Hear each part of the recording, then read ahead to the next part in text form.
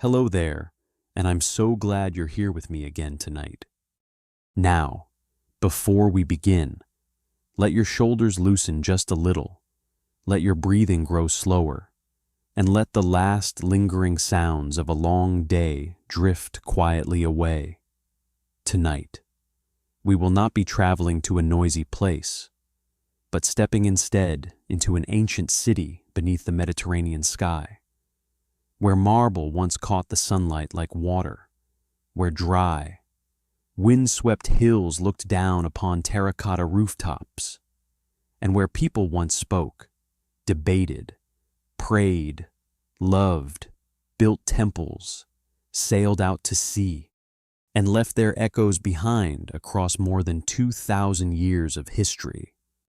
Tonight, our journey will carry you into ancient Athens. Not only the Athens of famous statues, great philosophers, or temples the world still remembers, but the Athens of footsteps ringing against stone in the early morning, of olive oil resting in clay jars, of a small lamp burning inside a house turned inward toward its courtyard, of the agora, where the voices of citizens mingled with the sounds of trade, of processions climbing toward the Acropolis beneath white sunlight and a gentle wind. In tonight's story, we will not hurry. We will move very slowly through those streets, gathering up small fragments of a distant world, so that we may see Athens not merely as a symbol, but as a city that once truly lived, truly breathed, and truly dreamed beneath its pale blue sky. If you are listening from far away, leave the name of your city or country in the comments below. I always love imagining where these nighttime journeys are finding their listeners, and in what corners of the world they are arriving. And now, let your mind drift slowly, like the wind over the hills of Attica, and we will begin with 100 sleepy facts about ancient Athens.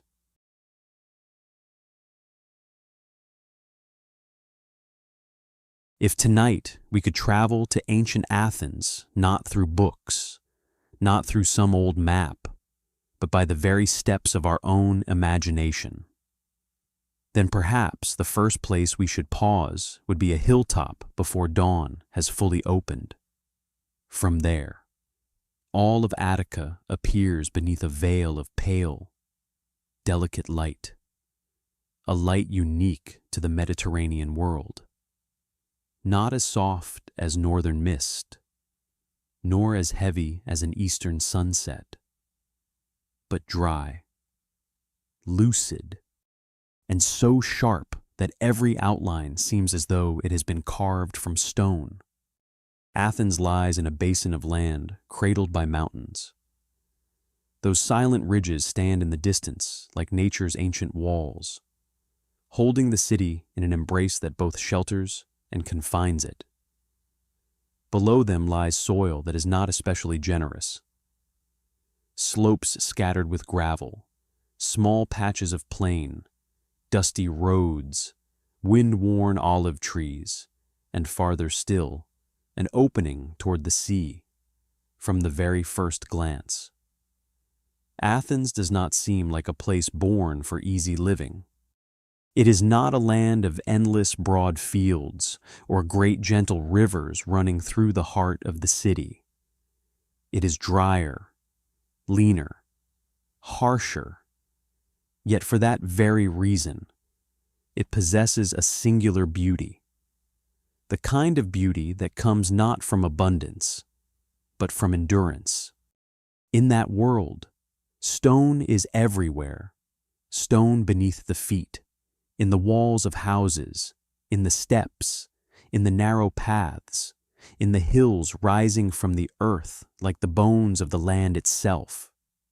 Stone is so near that one has the feeling Athens was not built upon the ground, but grown out of its rocky foundation. When the sun climbs high, each slab of stone throws back the light. When evening descends, they turn the color of honey, then warm ash, before quietly sinking into blue-violet shadow. This city lives by light, but here light always needs something to touch, and that something is most often stone. At the center of that space, the Acropolis rises like a crown of rock set upon the city's brow. It is not the highest mountain in the region, yet it is the place toward which every gaze eventually returns, from afar. That mass of stone appears clear and resolute. As though it had stood there before there were rooftops, before markets, before footsteps, before voices calling to one another through narrow streets. It looks down upon the city below with the stillness only very ancient things possess. And though in time that height would be bound to famous temples, in our first impression tonight, the Acropolis appears simply as what no Athenian could ever forget: the city's high point, where the sky feels nearer, the wind stronger, and all the life below revealed in one long, unhurried view. If we leave that hill at dawn and begin walking downward, Athens gradually emerges not as a grand tableau, but as a place where people truly live. Its houses are unpretentious. Its streets are not always straight. There are small lanes turning between pale walls, sheltered courtyards, sudden openings looking out over dusty slopes, or the faint line of a terracotta roof ahead. In such a city, people do not live among deep tree shade or the constant sound of running water. They live among sun, wind, stone, and the rare patches of shadow cast by a roofline or a wall. Life must have taught the Athenians how to move slowly through the midday heat, how to treasure the breeze slipping through a narrow street, and how to see beauty even in things that are dry and severe. Attica was never famed for sweeping fertility. It offered people more gravel, more hills, more thin stretches of earth than ease. And it was precisely this that quietly shaped the rhythm of Athens from the very beginning. In flat and well-watered lands, human beings can grow within the security of plentiful harvests. But here, the feeling of limitation is always present. Every plot of land had to be understood, endured, and worked with patience. Olive trees became part of the familiar landscape, not only because they were beautiful, but because they knew how to live where many other trees would grow weary. Their leaves are small and silver, paler beneath. So when the wind passes through them, an entire hillside seems to shimmer, as though light itself were moving among the branches. Perhaps that is one of the quietest and truest images of ancient Athens.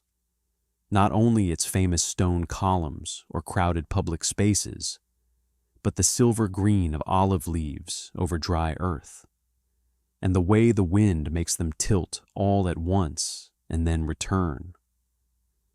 The olive tree stands for a very long time. It does not hurry. It does not burst into dazzling bloom only to fade at once.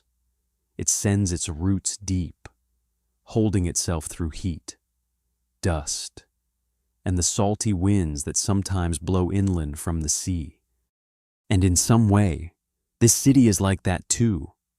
Wind is another silent character in the story of Athens.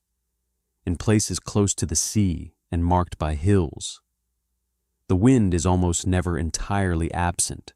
It moves along rocky slopes, threads through narrow streets, touches sun-warmed walls, gathers fine dust, carries the scent of dry grass and earth, and sometimes a faint trace of salt from far away. In the hours of strongest sun, the wind is not exactly cool, but it keeps the air from standing still. By late afternoon, when the sun leans westward, it grows gentler, enough to make the city feel as though it has finally exhaled after a long day. Perhaps the people of Athens were so used to it that they scarcely noticed. But if we listen carefully in imagination, we can sense a city that is never entirely still, because there is always some slight motion in the air, like an invisible hand passing across stone and leaf. And then, inevitably, from within the heart of the city, our gaze is drawn in another direction, toward the sea. For Athens does not face only its hills, it also faces water, not the water of a great river flowing through its center, but water in the distance. Where the harbor of Piraeus opens like the city's true gateway, that matters deeply, even if tonight we touch it only as a first outline. For a city with difficult land, but close to the sea, learns to listen to other horizons. It does not look only at what it has, but begins to imagine what lies beyond the line of sight. And in this way, the sea becomes part of Athens' character, even before we begin speaking of ships, commerce, or larger ambitions. Imagine another early morning, when the sun has just touched the rooftops and Piraeus in the distance has already begun to brighten. Those harbors are not merely places where vessels come and go. They are the point where this hard, stony city joins itself to a wider world.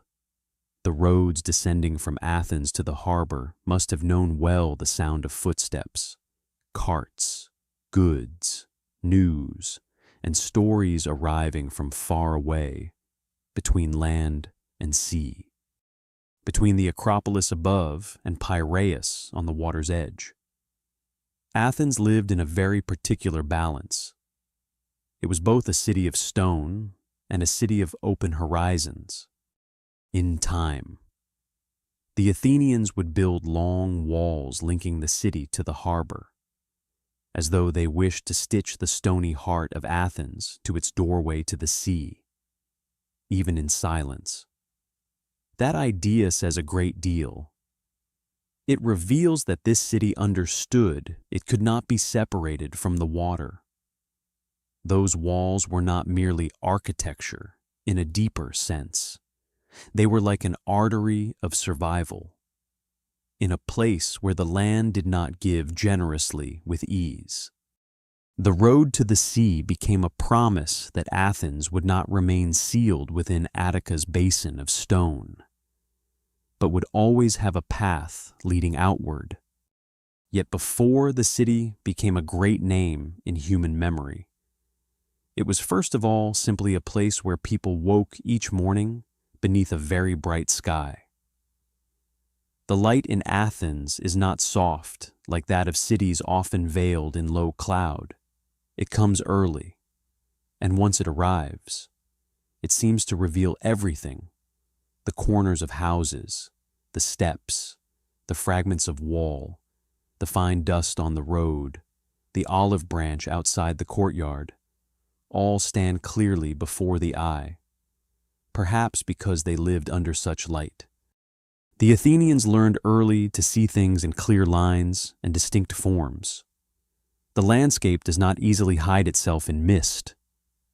Here, beauty lies in shape, in proportion, in the clean boundary between light and shadow, and that too makes the city memorable. One does not remember Athens as a blurred dream, but as a place of glaring plains of sunlight, narrow strips of shade, and a taut blue sky overhead. Water, for that very reason, becomes all the more precious. In a dry land, every source of water has its own value. Wells, jars, small channels, all are essential to daily life. Anyone living in a city like Athens could hardly forget that the relief of a cool drink in the heat of day is almost sacred. And precisely because it was not wrapped in the abundance of water, the city learned to live according to the rhythm of climate. There were hours for labor, hours for retreating from the sun, and afternoons when shadows lengthened across the stone and brought a greater sense of ease than words ever could. When night comes, Athens becomes another place. The day's heat slowly withdraws from walls and courtyards. The wind moving through narrow streets feels more welcome. The sky opens above the rooftops, dark and deep, while somewhere beyond the city, the olive hills sink into silent black masses. If daytime belongs to light, then night belongs to outline and stillness. The Acropolis rises as a shadow higher than the horizon. Stone no longer blazes, but keeps the vague warmth of the day. And somewhere, human voices grow softer, leaving the sense that Athens, though a living city, also knows how to be still. Perhaps this is what makes ancient Athens distinctive from the very first chapter of our journey. It does not enchant through softness. It does not invite through sparkling waters at its doorstep or endless green gardens. It enchants through the clarity of its landscape, the weight of its stone, the unyielding light, and the ceaseless wind. It is a place that asks human beings to adapt, to look beyond the field before them, to learn how to live within limits and still create beauty. And perhaps, too, because it was born amid dry land, enclosing hills, and the sea waiting in the distance, Athens gradually became a city that always turned upward and outward, upward toward high places, to look, to build, to mark itself, outward toward the sea, to connect, to imagine, to avoid being completely enclosed within Attica's ring of stone. But those are stories for later chapters. Tonight, in this first one, we need only pause with the earliest and most elemental feeling. Athens is a city of geography, a city written by stone, by wind, by light, by poor soil and the far-off sea, even before it was written by great names. And when we stop once more on high ground, looking down upon the city sleeping beneath a thin crescent moon, perhaps what lingers longest is not any single structure, but the whole atmosphere of the place, an atmosphere dry and bright by day, cool and still by night, a place where olive branches tremble in the wind, dust lies on the stone paths, rooftops nestle beneath the hills, and the Acropolis quietly lifts itself above everything. Athens, at the beginning of this story, is not merely an ancient city. It is a landscape that has learned how to become destiny, and within that landscape, human beings begin to live, to build, to remember, and to leave behind for time an echo that will travel very far indeed.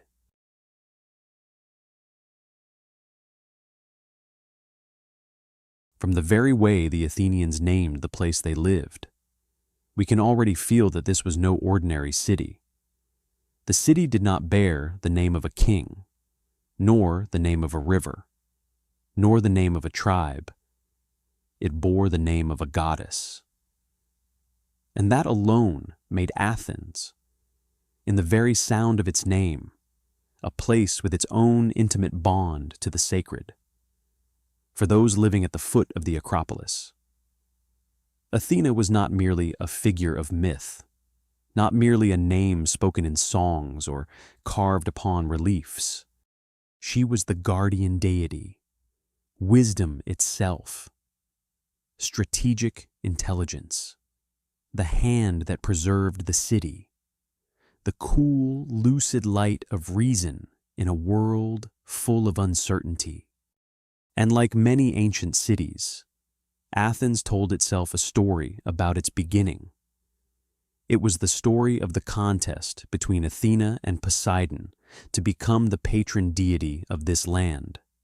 When this tale was retold, it was not merely a beautiful legend for children to hear beneath a roof at night. It was something like a poetic explanation of the city's very character.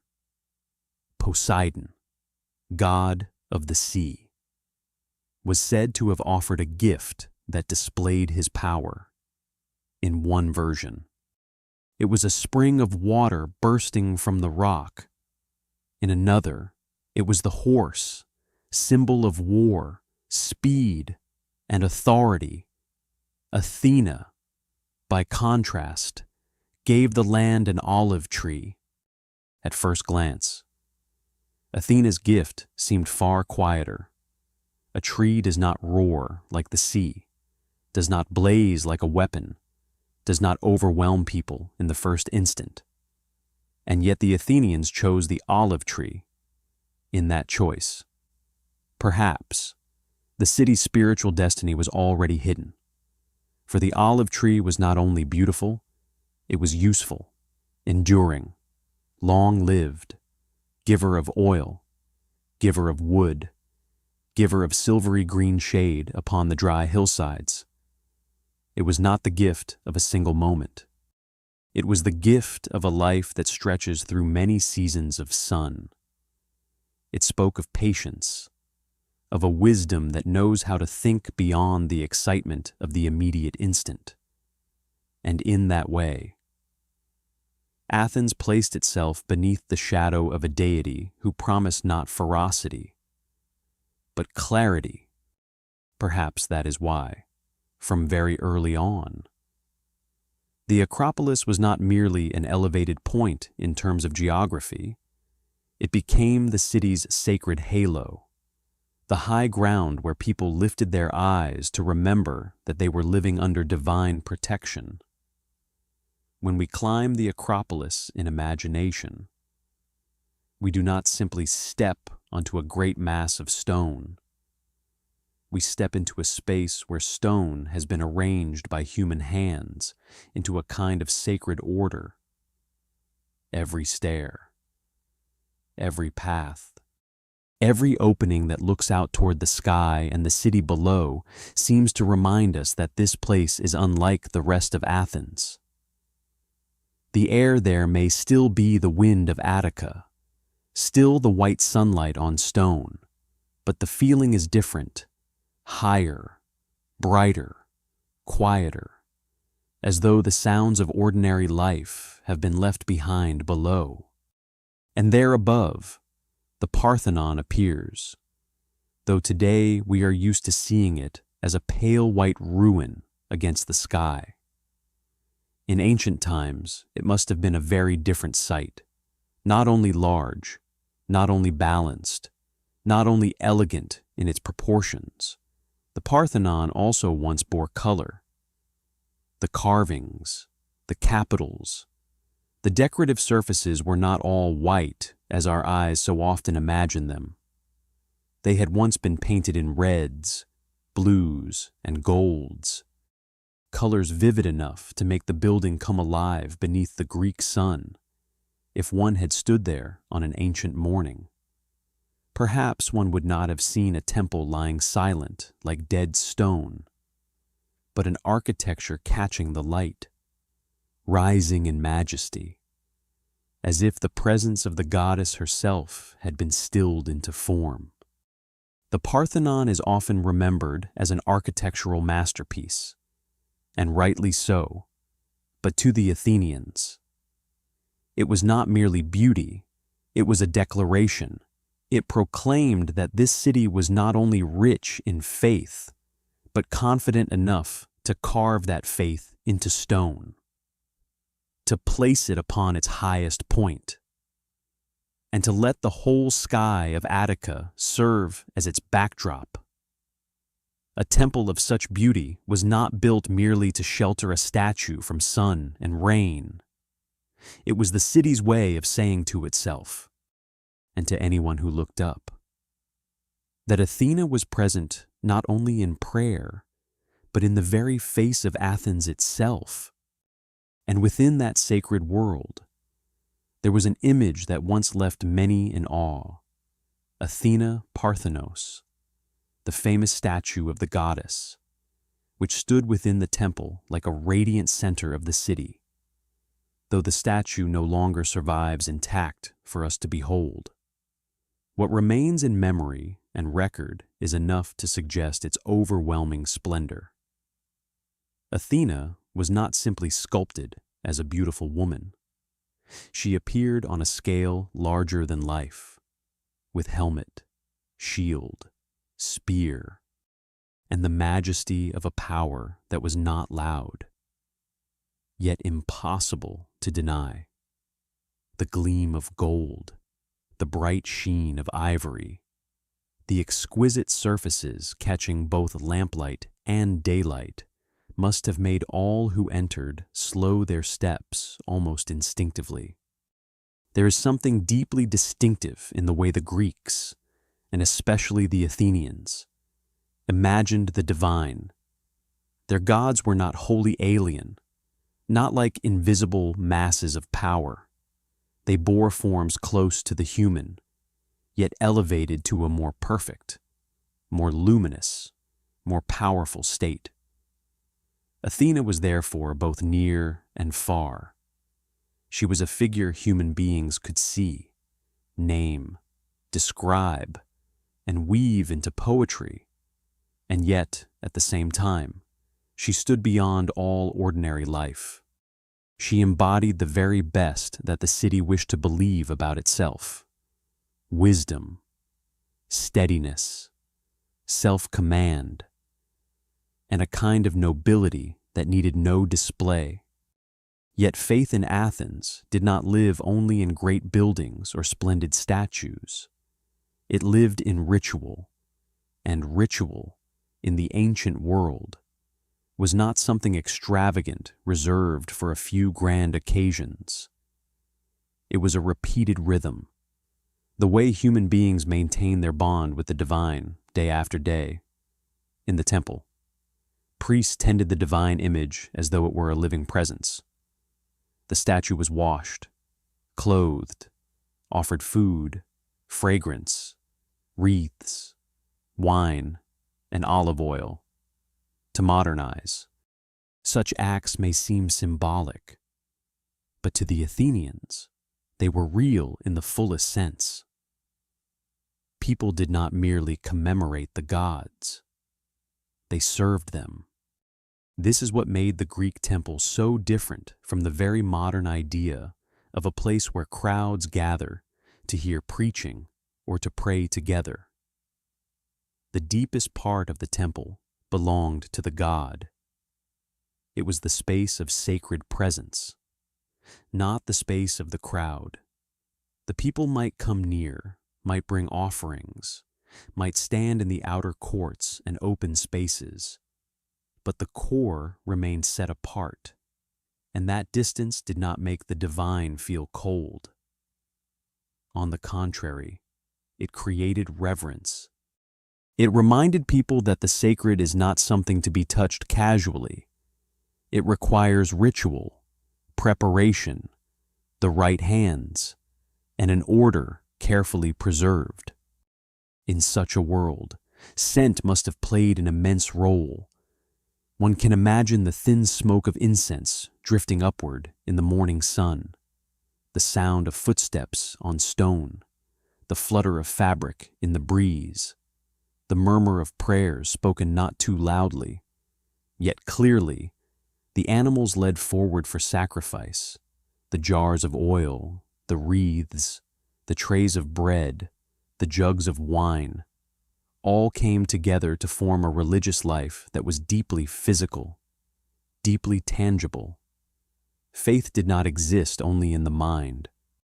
It existed in smoke, in fragrance, in the hands of the one carrying an offering, in the whiteness of fleece, in the red of wine poured upon stone as an act devoted to the divine. And then there were days when the entire city seemed to step together into that sacred rhythm, not merely as separate individuals or separate households. One such moment was the Panathenæa, the great festival of Athens held in honor of Athena.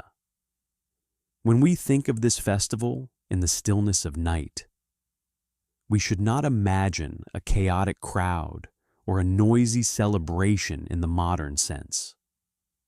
The Panathenæa was more like the moment when the entire city put on the most solemn version of itself.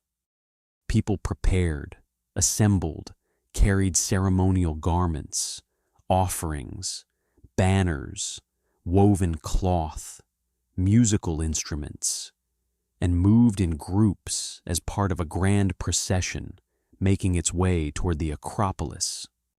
Try to behold that procession from afar. The stone road rises gradually upward. Sunlight falls upon layers of light-colored cloth. Footsteps gather into a single steady rhythm. Young women carry baskets of offerings. Men lead sacrificial animals. The honored figures of the city walk among singers and bearers of sacred objects, all of them moving together like a current, slow yet certain. Perhaps the wind drifts lightly along the hillside and stirs the hems of garments. Perhaps from below, people watch the procession ascending and feel that their city itself is more beautiful than on ordinary days. For in moments like these, Athens is not merely a place to dwell. It becomes a community vividly conscious of itself. And that is also why religion in Athens cannot be separated from the city's identity. To believe in Athena was not merely a private spiritual choice. It was almost part of what it meant to belong to Athens. When the city made offerings to the goddess, it was also retelling to itself the story of who it was. When the Acropolis glowed in ritual and festival, when temples were cared for, when precious woven robes were offered to Athena, the people of Athens were not merely worshiping the divine. They were reinforcing a sense of community, a common pride, a bond between the sacred realm and the human one. And for that reason, temples were not only places of faith, they were also places of public honor. A city that built beautiful temples, preserved solemn ritual, and made worthy offerings was a city that showed itself to possess order, dignity, and a presence worthy of respect in the eyes of both gods and men. The beauty of its temples was therefore inseparable from the prestige of Athens. The balanced columns, the carefully worked stone surfaces, the carved scenes retelling myth, all spoke of a people who believed beauty was something worthy to be given to the divine. And in return, the divine cast its light upon the image of the city. It is easy to think that such things existed only on great occasions. But perhaps what made Athens more distinctive was that even its smallest rituals helped keep the city alive beneath a sacred atmosphere. Before entering certain holy spaces, people purified themselves. Before making an offering, they prepared. Before calling upon the divine by name, they paid attention to gesture, to order, to rightness of time and place. To modern people, such things may seem little more than custom, but in the ancient world, it was precisely these repeated customs that formed the strongest thread, binding human beings to what they worshipped. As evening comes over the Acropolis, one can imagine the surfaces of stone beginning to change color. Blazing white turns pale gold. then deepens into honey. The shadows of columns stretch long across the ground.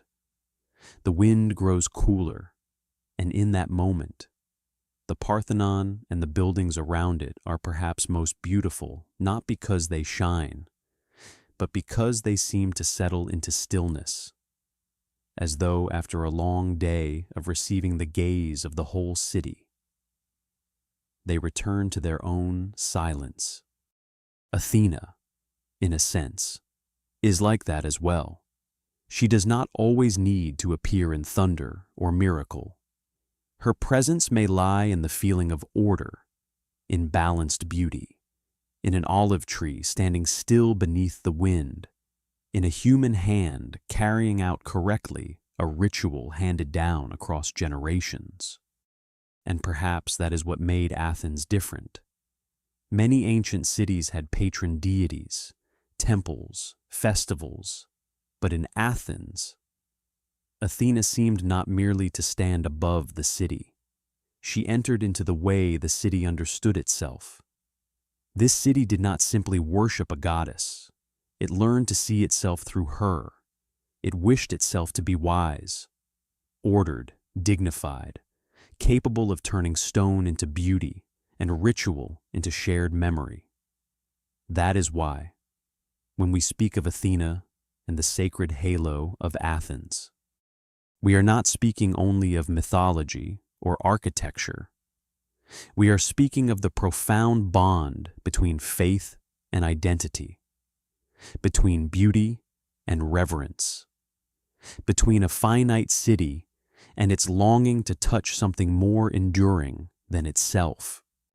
And now, as night spreads across the Acropolis, as the temple columns remain only faint luminous forms against the darkening sky, as the wind passes over the stones once touched by the feet of countless processions, perhaps you too can feel what the Athenians felt long ago, that there are places in this world built not only to be lived in, but to be looked up toward. Athens, beneath the shadow of Athena, is such a place, a city wearing upon its brow the halo of the goddess, and, for that reason, even in silence, even after nightfall, it still seems to shine.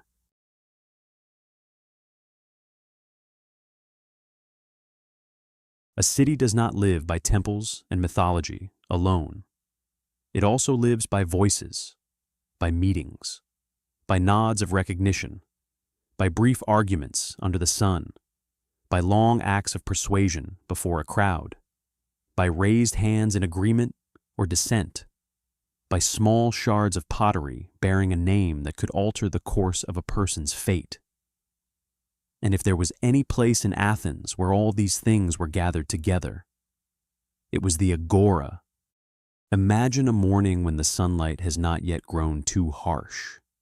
From the city's narrow streets, people begin to pour into an open space lying at the foot of the hills, where pathways meet, where public colonnades cast their long shadows, where the sounds of footsteps, conversation, calling voices, bargaining, and greetings blend into a single murmur, not loud enough to become chaos, yet dense enough to reveal that this is the beating heart of Athens. The agora is not merely a square.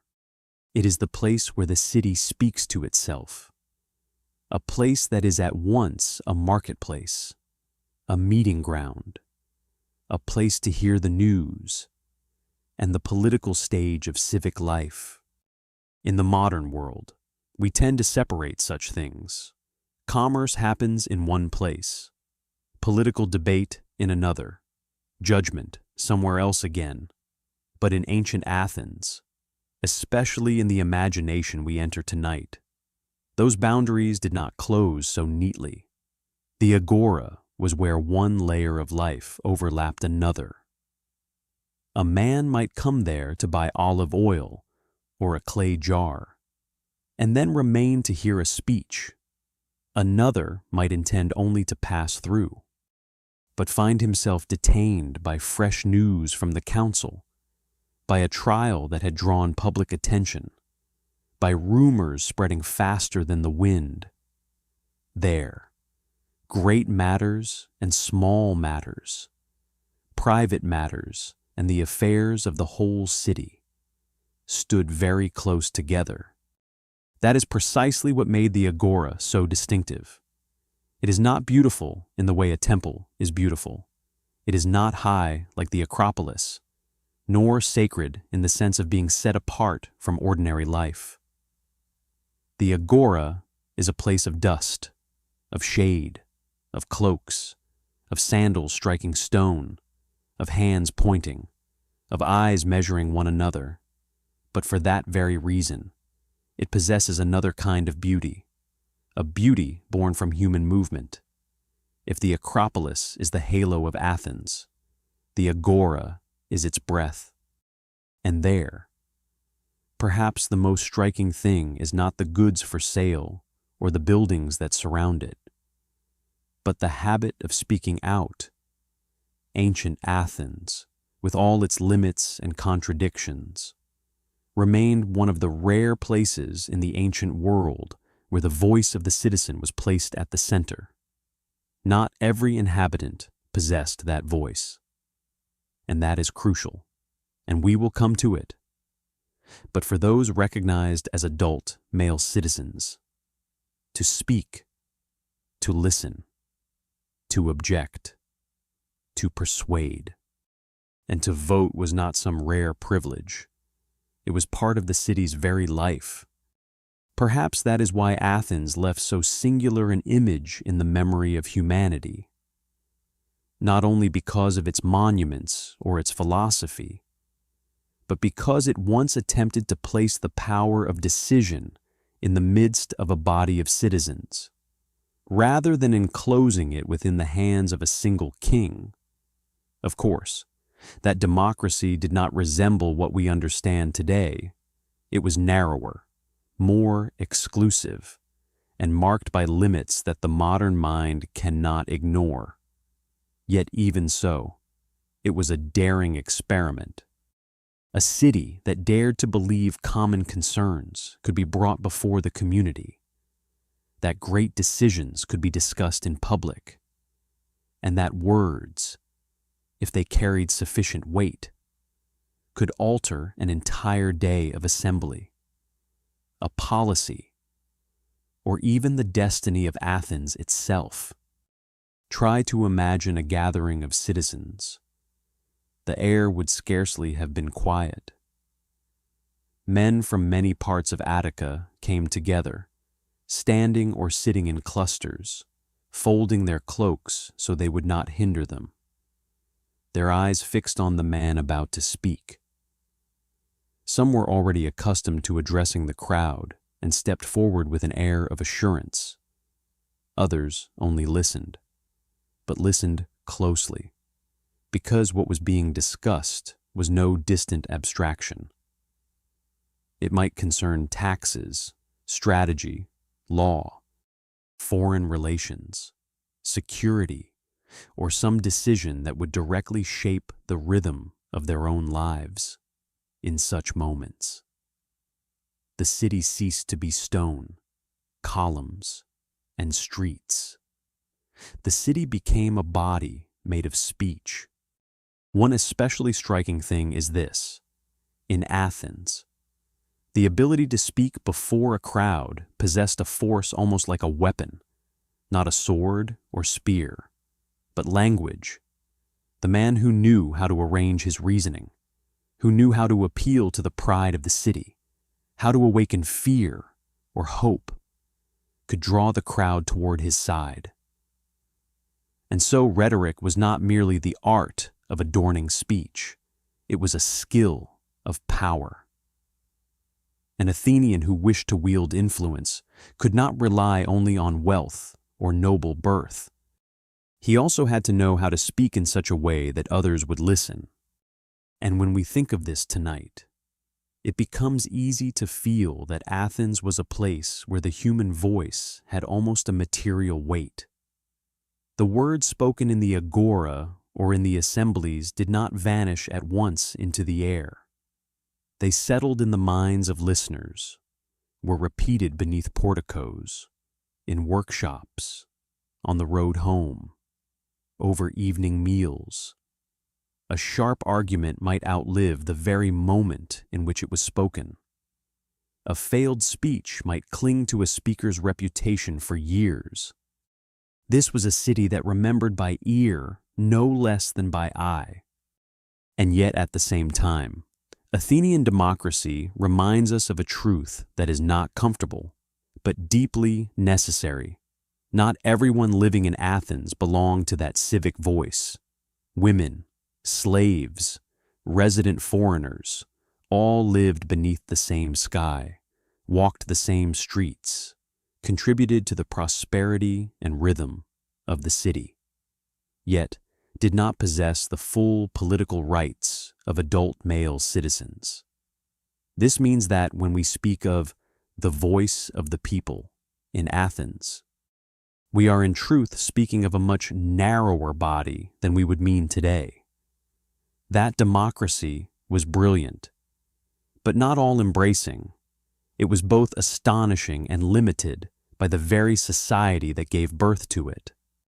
Perhaps that is why the agora always carried a particular tension within it. It was a place of free speech, but that freedom did not open to all. It was a place where the community deliberated over common affairs. Yet that community had already been chosen in advance, and no matter what, those who entered that space still had to endure the gaze of others, the pressure of the crowd, the weight of honor, and the fear of being judged mistaken or disloyal to the city's interests. To speak in Athens was not merely a right, it was also a risk. Every speech could be remembered, challenged, mocked, or turned into the thing that lifted a man higher.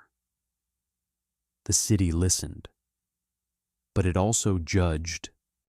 There is one especially characteristic image of Athenian democracy that we should linger over tonight. Hands raised to vote, seen from afar. The gesture is so simple. There are no machines, no absolute privacy, such as many modern systems seek to guarantee. Only citizens present, standing in an open space, expressing their will through a visible act. There is something very direct, very rough-hewn, yet very powerful in that image. It shows that politics had not yet been pushed into corridors too sealed and hidden. It still retained the shape of the human body. Opinion became an arm lifted or lowered. Agreement or dissent took form in the full light of day. At other moments, voting or judgment might be attached to smaller objects, such as pebbles, shards of pottery, or marked ballots. And from here comes one of the most striking customs of Athens, ostracism, usually understood as a form of voting by which a man could be banished from the city for a fixed period if he was judged too dangerous to the community. It is strange to think that the political fate of a human being could be written upon a broken potsherd, something so utterly ordinary in itself. But Athens was like that. It had the power to place very large ideas into very small things. A name written there was not merely text. It was the city's suspicion, its caution toward individual power, its fear that one man might grow too great for democracy. In this, Athens revealed a very particular psychology. The city admired talent, admired skilled speakers, admired strong personalities, yet was always wary of excessive superiority. Citizens might honor a man one day and then fear the next that his influence was threatening the common balance. In that way, Athenian democracy was not merely the voice of the collective, it was also a mechanism of suspicion.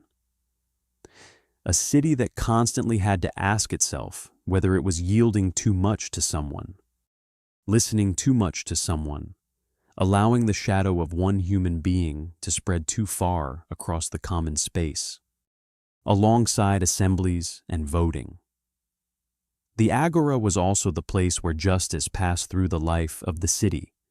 Large juries, trials argued in public, speeches of defense delivered before ordinary listeners rather than behind the closed doors of a narrow elite. All this made Athens a society in which judgment, too, was bound to the power to speak and to hear. A man under accusation had to defend himself or rely on someone more skilled in crafting speeches. A man bringing a case could not come armed with anger alone. He needed arguments. And so the law in Athens did not live only in written texts.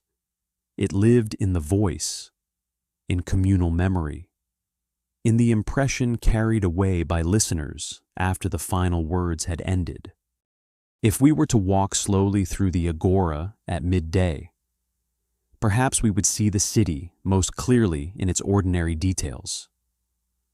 An old man standing beneath a colonnade, listening to others argue without joining in. A young man trying to edge closer so he can hear a speech more clearly. A group of men discussing wares while also mentioning the council's latest decision. A vendor cutting short a political conversation to weigh out goods for a customer. In Athens, politics was never entirely separate from life. It seeped into life. It was in the air. People did not always enjoy it. Perhaps. But it was very difficult to escape.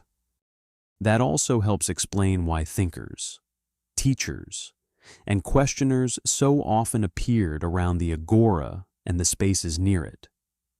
For if you wished to understand Athens, you could not merely point to a temple or a barracks. You had to go where people spoke. That was where the city revealed how it functioned.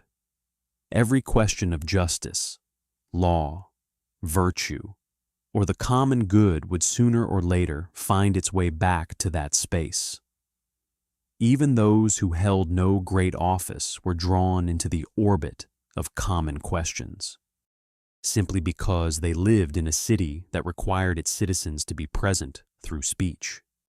Of course, not every word uttered in the agora was noble or wise.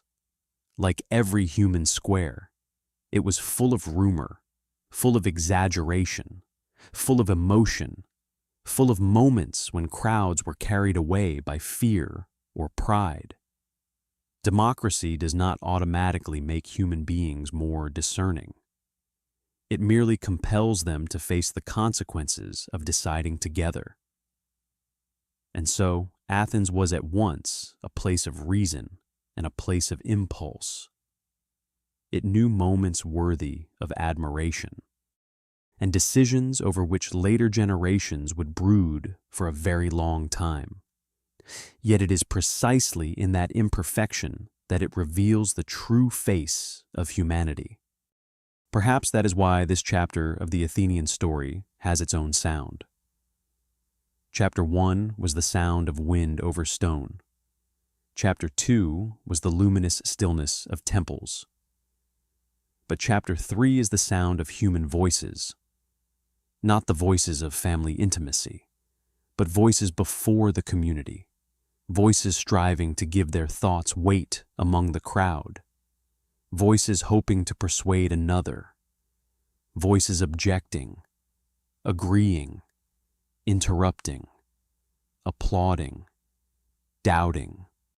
A city like Athens cannot be understood if we leave that sound aside, because from it much of its political identity was formed.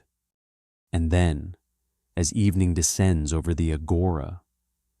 The arguments begin to quiet. The shadows of the porticos lengthen across the ground.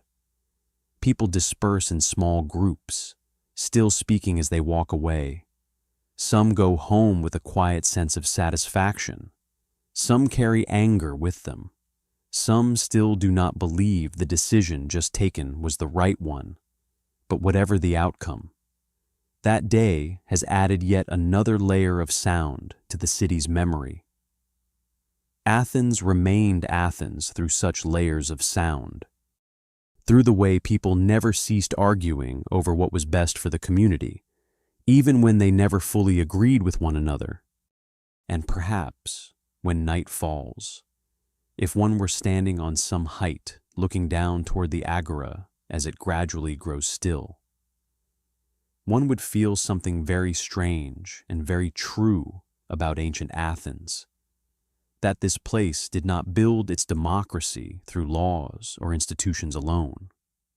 It built it through the habit of meeting, of listening, of enduring one another, and of arguing with one another.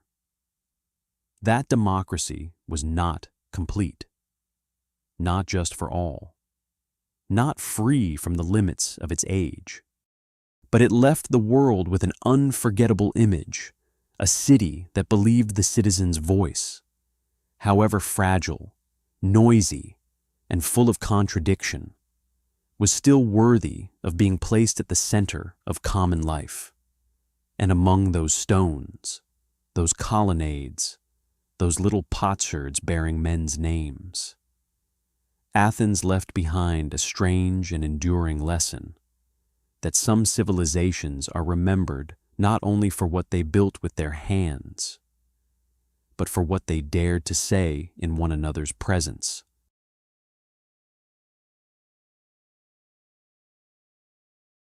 In ancient Athens, bread was not a side dish. It was the foundation of the meal, something so familiar that a day without it would likely have felt strangely unsteady, almost unfamiliar. Yet that bread was not quite like the soft, airy, golden brown loaf we so easily imagine today. It could be coarser, denser, depending on the grain, on how finely the flour had been ground, on the skill of the baker, from barley to wheat, from flour crushed in stone mills to loaves raised by the very real heat of the oven. Bread carried within it the marks of labor, of climate, of the land of Attica, which was never lavish in its fertility. A loaf of bread, then, was not merely food.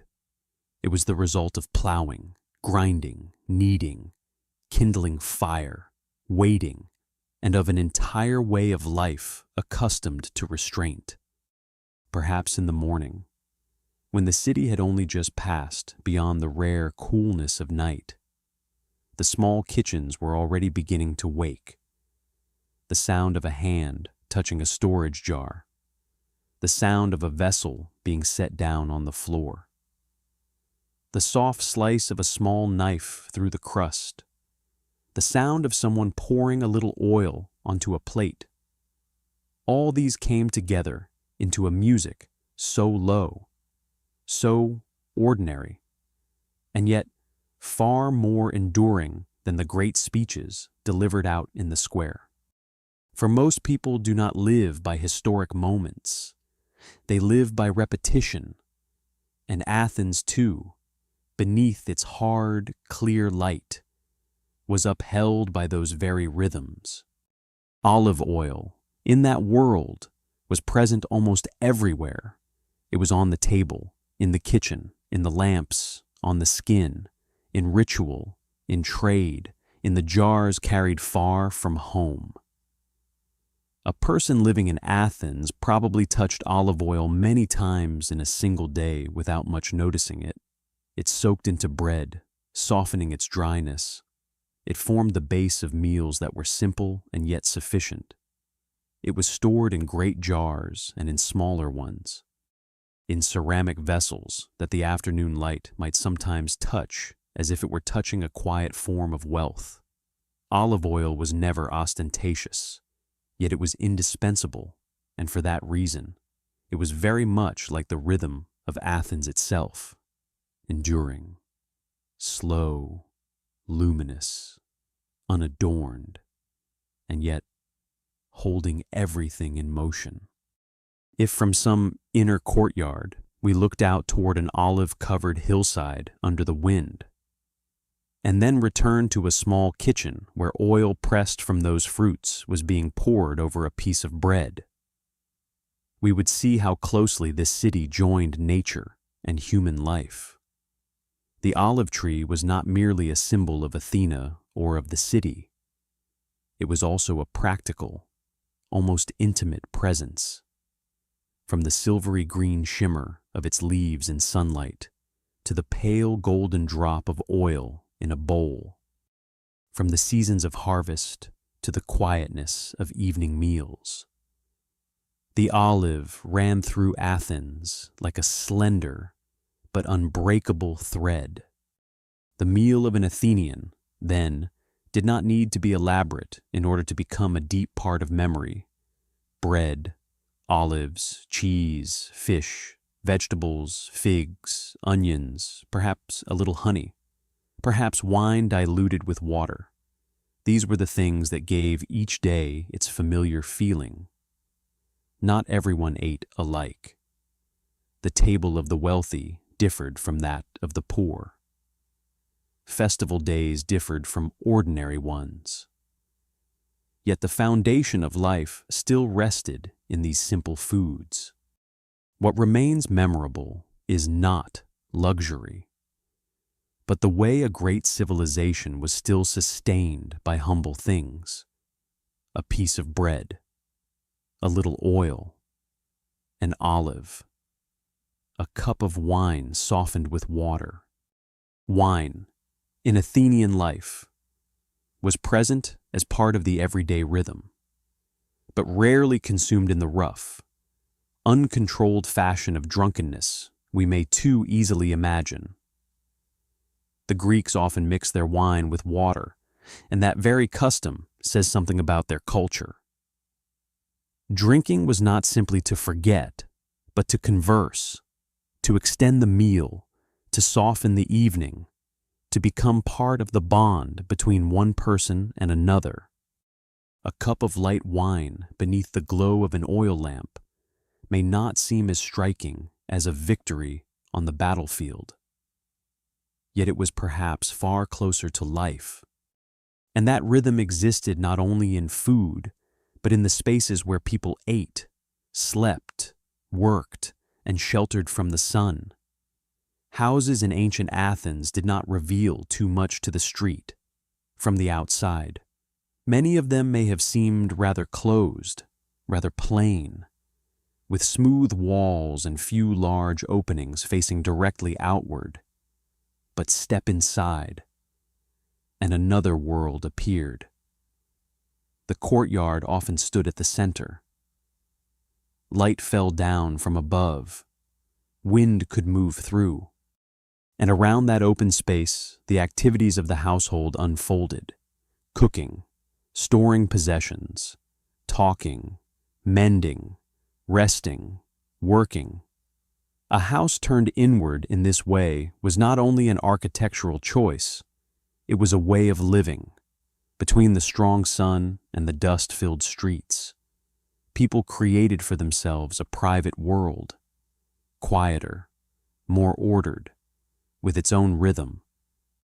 If we walked through Athens by day, we would see a city in constant motion between houses, markets, and workshops. Pottery was everywhere: jars for oil, for wine, for water, bowls, plates, lamps, storage vessels, small containers for perfume or medicine, all of them made from fired clay, shaped by the skilled hands of artisans whose livelihood depended on the everyday needs of the city. Pottery was not merely an object. It was an extension of daily life. Every meal, every drawing of water, every shipment, every night lamp relied upon it. The Athenians probably handled pottery as often as we handle glass or metal today. So often that they scarcely noticed these things would one day lie buried for thousands of years beneath the earth, telling future generations about the rhythm of their lives. In the workshops, the day passed according to a different rhythm. There one would hear the foot turning the wheel, the touch of tools against clay, the light hammering upon metal, voices calling to one another through heat and dust.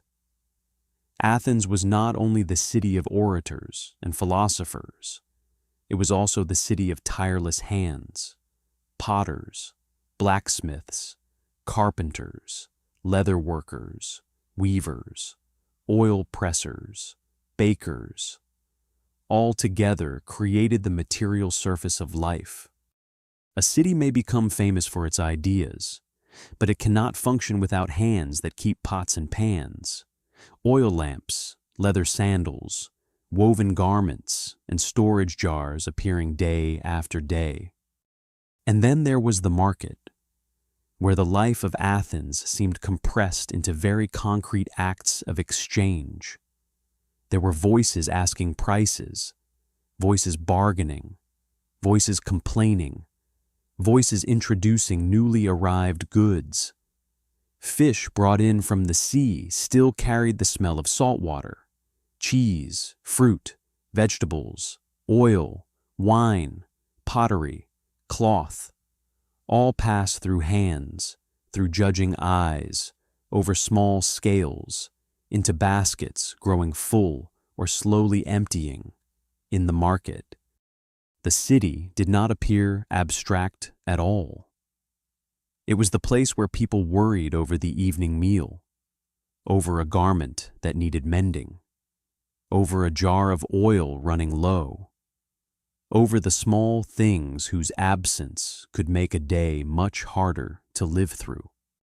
One of the things modern people easily forget when thinking of ancient Athens is that clean water did not always come easily. In such a hot, dry city, the finding, storing, and careful use of water formed an essential part of life. Water had to be carried, stored, rationed, drawn from wells or whatever sources were available. A full jar of water in the corner of a house was not merely a household object, it was reassurance. And so, the daily rhythm of Athens revolved not only around bread and oil, but around keeping enough water on hand, if only just enough, to cook, to wash, to drink, and to endure the heat of the day. Perhaps that is also why the light of oil lamps became so familiar when evening fell. As the sun slowly withdrew from the walls, Athens did not plunge at once into absolute darkness, but was carried onward by small flames. Oil lamps did not blaze brightly. They gave only enough light to preserve the outline of the room, the table, the hands, the bowl, the edge of a garment, the face of the person across from you. Yet it was precisely this modesty that gave Athenian evening life its special character. Space drew inward, voices grew lower, movement slowed, and the city, which by day lived beneath a light that revealed everything, became by night more discreet, more intimate, and softer beneath the small amber halo of olive oil flame. In such hours, the clothing of the Athenians must also have felt deeply familiar to them. Simple layers of cloth, wrapped, folded, pinned, falling along the line of the body, not overly complicated, yet giving each figure its own distinct presence. Clothing was not merely something to cover the body.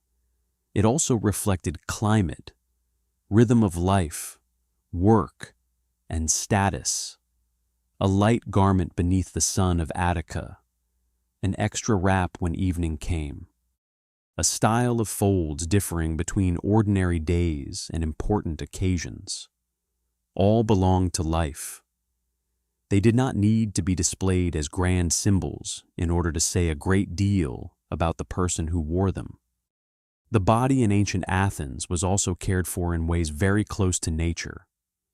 Oil was used not only for eating or for light, but upon the skin, bathing, washing away dust, soothing the body after heat, rubbing on oil to keep the skin supple or pleasantly scented.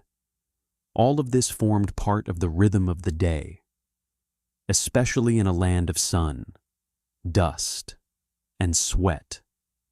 Not everyone, of course, had the same means. Yet the idea that the body should be kept in a state of cleanliness, ease, and order was already quite present in the Greek world. Amid a life of stone and sunlight, the feel of water against the skin or fragrant oil still lingering at the wrist must have brought a very real kind of comfort. And as in most ancient societies, much of the daily life of Athens could not have unfolded so smoothly without the quiet labor of many people. There were free people who worked for a living. There were skilled artisans with their own trades. There were those who bore heavy tasks, repetitive tasks, tasks that won no praise. And there were slaves as well, human beings present in many corners of urban life, from homes to workshops, from markets to service labor. This gave the daily rhythm of Athens a certain strength, yet at the same time exposed the deep injustices within that very society. Neatly arranged meals, orderly households, kitchens running with quiet regularity often rested upon the labor of people who did not share the same standing in the world they were helping to keep alive. But if tonight we pause only with the rhythm of that life itself, what emerges most clearly is still the quiet coordination of countless details. Morning begins with light falling into the courtyard and work rising from the kitchen. At midday, the market and workshops heat up alongside the city. In the afternoon, shadows lengthen and the pace begins to slow. Night falls, the oil lamps are lit, and voices soften. One day follows another. Jars are filled, then emptied. Loaves are baked, then eaten. Oil is pressed, stored, poured, consumed. Clothes are washed, mended, folded away. Pottery breaks, and new pottery is made. The city lives by these very cycles. Perhaps that is what gives this chapter of Athens its especially gentle feeling. There are no grand processions ascending to the Acropolis here, no speeches capable of turning the politics of the whole city, no colossal statues or overwhelming rituals, only meals, houses, markets, oil, bread, lamplight, and working hands. Yet it is precisely in this ordinary layer that Athens may appear most true. For a city may be remembered for extraordinary things, but it can endure only through the things that are repeated every day. And then, when all sounds have grown tired and quiet, when only a little night wind passes through the courtyard, we may imagine a small Athenian house resting still beneath the sky of Attica. In the corner stands a jar of oil, nearly empty. On the table lie a little bread and a few olives not yet eaten. The oil lamp burns low, enough to keep the room from sinking entirely into darkness. Outside, the stone streets too have thinned of footsteps. The market is closed. The workshops are silent. Yet the city has not stopped living. It has only shifted into a rhythm slower, more hidden, more still, and in that stillness, Perhaps we can understand more clearly than through any speech that Athens was not only the city of philosophy or democracy, it was also the city of bread just broken, of olive oil just poured, of a small lamp preserving one corner of light in the night, and of ordinary days joined together until they became history.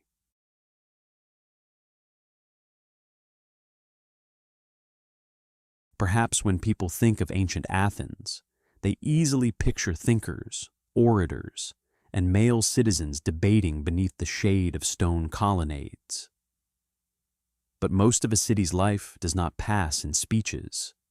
It passes within the home, in weaving cloth, preparing meals, tending children, storing away possessions, arranging marriages, preserving family honor, waiting for someone to return, caring for the sick, remembering dates of birth, marriage, and death.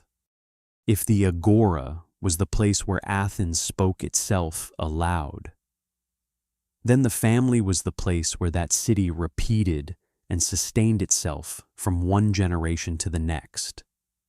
And within that sphere of life, women were present as a quiet yet profound force. A free Athenian woman, especially within citizen households, often lived in a world far narrower in scope than that of men, not because she lacked intelligence, emotion, or influence, but because Athenian society had arranged her space in that way.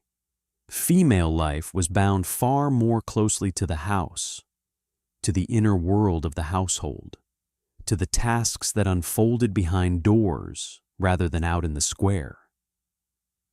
A woman might hear a great deal about the city, about decisions, about war, about laws, but she did not always step directly into the places where those decisions were made.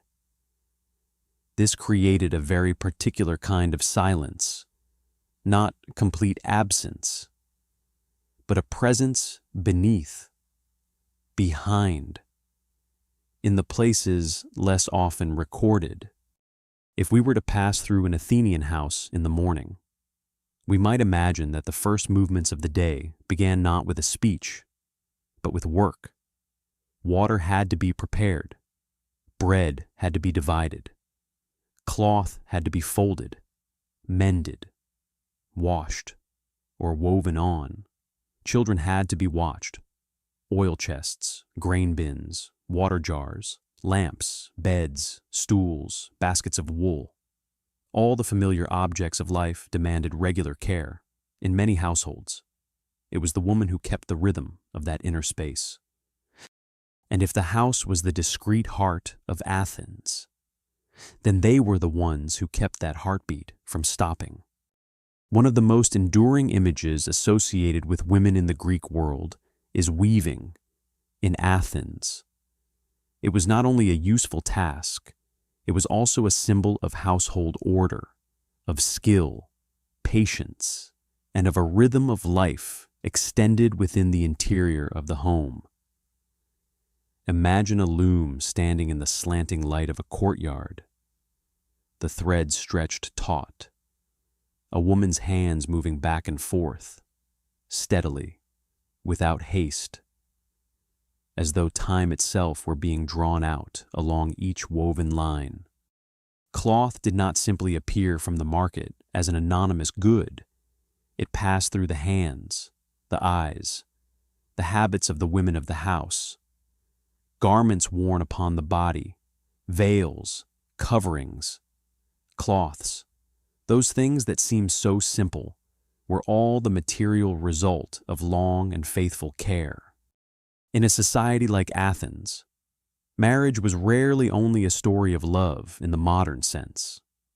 It was the joining of families, the securing of lineage, property, status, and future. A girl often married quite young, stepping from her father's house into her husband's, as though moving from one orderly world into another, equally ordered, yet no longer belonging to childhood. That moment was perhaps both solemn and fragile. There were lamps, cloth, ritual, blessings, and yet, at the same time, the silence of a transformation that could scarcely be undone. From then on, the role of a woman was seen very much through the lens of wifehood, motherhood, and the guardianship of honor within her new home. That honor was something immense in Athenian life. It was not always named aloud, yet it was always there. A family's honor did not rest only in the wealth or standing of its men, but also in the way the household was kept, the way women conducted themselves, the way marriages were arranged, the way children were raised. An orderly family was a family that knew how to protect itself from scandal. And because rumor in a crowded city is never small, women were held all the more firmly within the frame of discretion. That discretion may have made them less visible in public record, but it did not mean they bore no burden. Quite the opposite. It was precisely because so much was laid upon their shoulders that this life became heavy in so quiet a way. Children in that world grew up beneath different expectations from the very beginning. A boy and a girl were not awaited by society in the same manner. That is not unusual in ancient civilizations, but in Athens, the difference could be felt very clearly in the way people imagined the future of each child. A boy, if born into a citizen family, might one day become part of political, military, public life. A girl grew up nearer the house, nearer the skills of domestic life, with marriage and family as an end already foreseen in advance. And so the childhood of the two sexes gradually moved along different roads, though at first both were only small hands, hesitant footsteps on stone, laughter still very close together within the courtyard of home. The Athenian family, then, was not only a place of affection, but the social frame within which the future was prepared from an early stage. A father was not only the one who loved his child, but the one who secured that child's legal standing in the world of Athens. A mother was not only the one who carried, soothed, and taught a child its first lessons, but also the one who passed on the rhythm of life, ways of conduct, and the habits of the household. We may imagine an evening in a small home when the oil lamp is set low. Children begin to grow drowsy, stories are told more softly, and beyond the walls the city has already quieted in such moments. Athens is no longer a grand idea of democracy or philosophy. It is only family, human beings trying to keep tomorrow arriving in order. And yet, in the midst of that picture, we must pause before another truth. Not everyone living in Athenian homes was free. Slaves were present in family and urban life far more constantly than the beautiful stories of civilization often wish to mention. Some worked within the house, preparing food, tending children, drawing water, cleaning, going to market, carrying goods, doing the repeated tasks that others had nearly ceased to notice. Others worked in workshops, in fields, at the harbor, in harsher conditions. Some lived close enough to a family to understand their every familiar rhythm, every outburst of anger, every private worry. Others were remembered only as anonymous hands serving the comfort and order of others. The presence of slaves made Athenian family life more complex. A house that seemed enclosed and private might in truth be a place where many layers of status coexisted. There was the master, the wife and children, relatives, servants, slaves, affection, power, habit, and dependence interwove in ways that were never simple. A free woman in the house, though more limited than men in public life, could still wield authority over those lower than herself in that order. A child raised within such a home might regard that service as natural enough not to question it at all. And so, even the quietest part of Athens was never wholly pure. It was built upon many overlapping layers of inequality, alongside women and slaves. Athens also held another particular group living within the city without ever fully belonging to it in the complete political sense, the resident foreigners, often called medics in modern language. They might be merchants, artisans, tradesmen, people who had come from elsewhere but remained in Athens for years.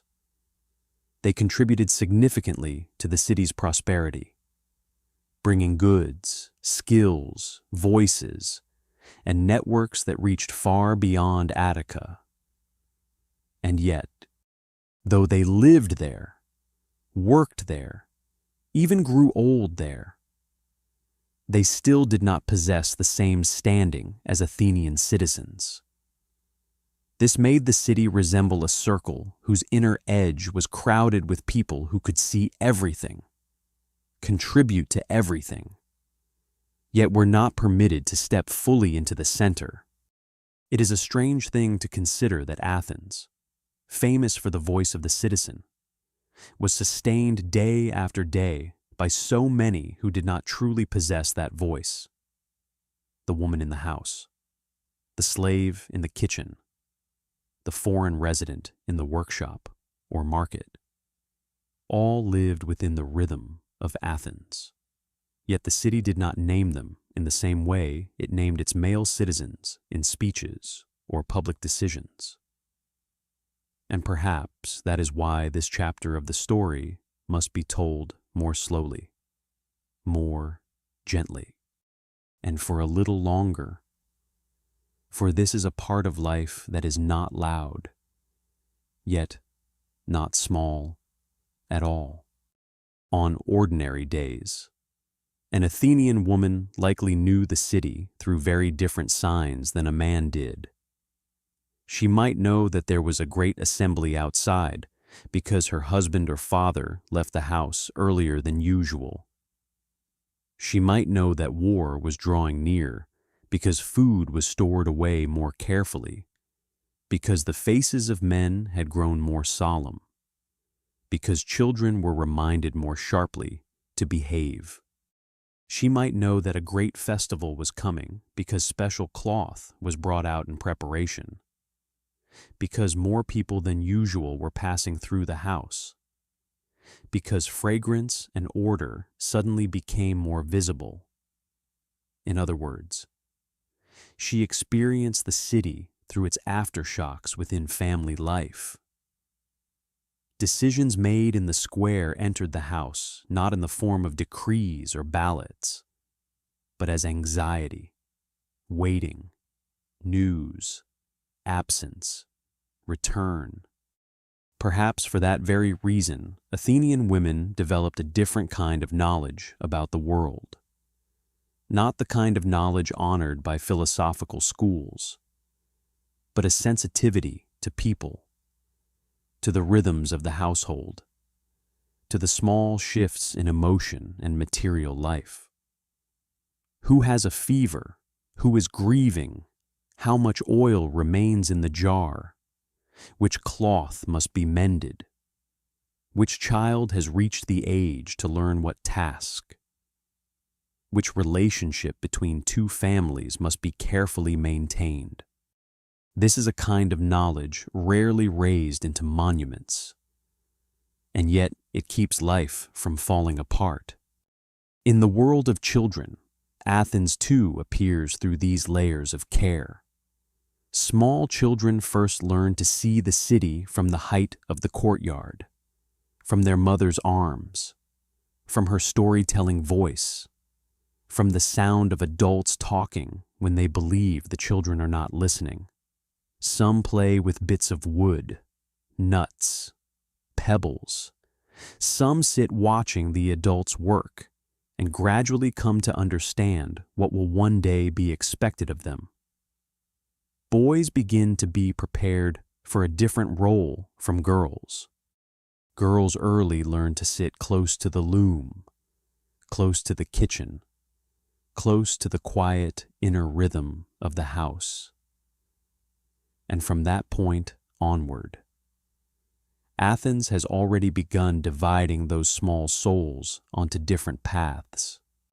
Funerary rites and family memory also formed a very deep part of this life. When someone died, the house did not merely lose a member, it lost one link in the chain of shared memory. Women often played a major role in mourning, lamenting, preparing the body, remembering the day of death, keeping certain objects, speaking the name of the departed. There is something deeply enduring in the way family memory is preserved, not only through stone markers outside in the burial ground, but through the voices within the house, through a child being given the name of a deceased relative, through old stories being repeated when the lamp burns low, through a cloth still kept, a ring still tucked away, a bowl that once belonged to someone who is no longer there. Such things are rarely recorded by ancient historians, yet they belong to the deepest layer of human life. If tonight we were to walk very softly past a row of imagined Athenian houses, we might feel that this chapter does not blaze with the same brightness as others. It does not open with the Acropolis in brilliant sunlight, nor ring with speeches in the agora. It appears instead in the light falling sideways into a courtyard, in the sound of the loom, the voices of children, doors opening and closing, the footsteps of workers, the clink of dishes, the murmurs at day's end. And within all those small sounds, countless lives are unfolding that public history only ever brushes from the outside. That does not mean such lives were without power. A mother could shape the character of her son, even if later it was his name that was remembered and not hers. A wife could keep a family's property, order, and cohesion from collapsing, even if the world spoke only of her husband as the head of the house. A woman could carry the memory of two earlier generations and pass it onward to the next without ever needing to appear in the public square. A slave might understand a family more clearly than they understood one another, though society granted that person no honor. A resident foreigner could help enrich Athens through his own craft, though the city never fully opened political life to him. Quiet lives are not always powerless. They are simply not placed beneath the same light. And perhaps that is what makes Athens both radiant and incomplete. Its democracy invites the admiration of later ages, yet that democracy did not gather into itself everyone living in the city. Its ideals of citizenship, freedom, and debate were built upon a foundation of life in which many were not allowed to step forward and speak. This does not make Athens less compelling. On the contrary, it makes the city appear more real, more human, more complex. For every great civilization creates beauty, even as it conceals its own shadows. And only when we move slowly enough do we begin to see both. When night falls in an Athenian house, perhaps everything at last begins to settle. The children are asleep. The loom stands still. The water in the jar reflects only the final trace of light. Outside, footsteps have grown sparse. In the courtyard, the sky appears above like a deep, dark rectangle. That is the hour when the city seems to belong to the unspoken things. Quiet worries, small hopes, the weariness of the body, hopes placed in children, memories of loved ones no longer there. And amidst it all, women, family, those who did not fully possess a public voice, continue doing what they have always done, keeping life from coming apart.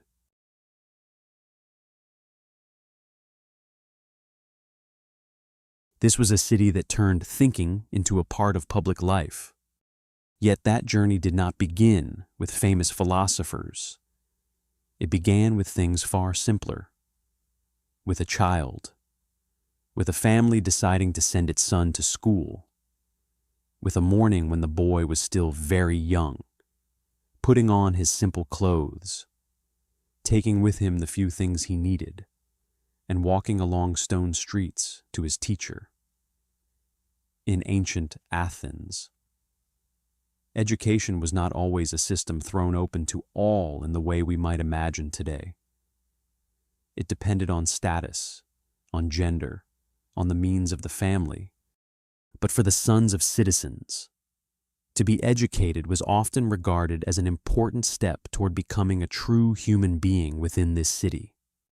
The first lessons may have been very basic: reading, writing, memorization, correct pronunciation, copying words onto a wax tablet with a pointed stylus, repeating them over and over until the hand gradually grew familiar with the shape of letters. We may perhaps imagine a room not very large, light slanting in through the doorway, a few children sitting close together, the teacher's voice reading aloud, the pupils repeating after him, the scratch of the stylus against the tablet's surface, the sound of mistakes being corrected, the quiet nod that accepted what had at last been done properly. There is nothing grand in such a scene. And yet from there, Athens began to form its citizens, not only through bloodline, but by pressing language into memory. And yet, education in Athens never stopped at simply being able to read, to write, or to memorize a few lines on a wax tablet. A boy was not sent to a teacher merely so that one day he might recognize the letters on a decree, write his own name upon a potsherd, or recite a poem aloud before others. The city wanted more than that, something deeper than that. It wished to shape human beings who could enter public life without feeling lost, who could listen when others spoke, who could raise their own voice when needed, who could remember what was worth remembering, who could argue without losing the order of reason, who could feel beauty, and above all, who could keep their souls in a kind of balance between emotion, discipline, and community. For to the Athenians, a man was not measured only by what he knew, but also by how he stood among others. Could he listen? Could he speak clearly? Did he know when silence was the proper thing? Could he feel shame before what was base, and admiration before what was noble? Could he govern himself before desiring to govern others? Education, then, was not merely the filling of the mind with information. It was the shaping of the voice, the memory, the bearing of the body, the discipline of the self, and the sense of order. Athens did not merely want boys to grow into literate men. Athens wanted them to grow into men whose inner form was fitted to the city itself. For that reason, Music held a profoundly important place in that journey. In the Greek world, music was not merely something to pass the time, nor merely a pleasure for banquets. It touched something far deeper. It was bound to harmony, to rhythm, to the ability to calm the chaos within a human being and draw it nearer to order. A child learning the lyre or learning to sing was not simply learning how to produce pleasing sound. He was learning how to live with rhythm, learning not to hurry, learning to let his ear recognize when balance had slipped, and to let his mind gradually come to love what was measured, what was fitting, what was neither too much nor too little. We may imagine an afternoon in Athens, when the sun has softened from its harshest noon glare. A boy sitting before his teacher, the lyre resting on his lap, his fingers not yet entirely steady, sometimes touching the wrong string, sometimes producing a sound too sharp or broken. But the teacher is not merely correcting a note. He is correcting haste itself. He is teaching the boy that beauty does not come from rushing forward as quickly as possible, but from listening, adjusting, repeating, and slowly discovering a gentle precision. There, music becomes a lesson in character. In the same way, learning to sing or to recite poetry from memory was not merely a performance. When a child was taught to speak lines of verse with the right rhythm, the right stresses, the right cadence, he was being drawn into an order greater than himself. Those verses, often drawn from Homer or from lines long familiar within Greek culture, did not carry only content. They carried music, they carried their own breathing pattern, and by repeating them again and again, the child was not only memorizing words, but allowing his mind to be arranged according to those patterns of rhythm. Perhaps that is one reason the Greeks believed that music and poetry could shape moral character. For what we repeat from childhood, what enters our ears each day, often passes little by little into the way we feel the world itself. In that understanding, music lay closer to the soul than we often imagine. It could soothe a mind too restless. It could teach moderation to a temper inclined toward impulse.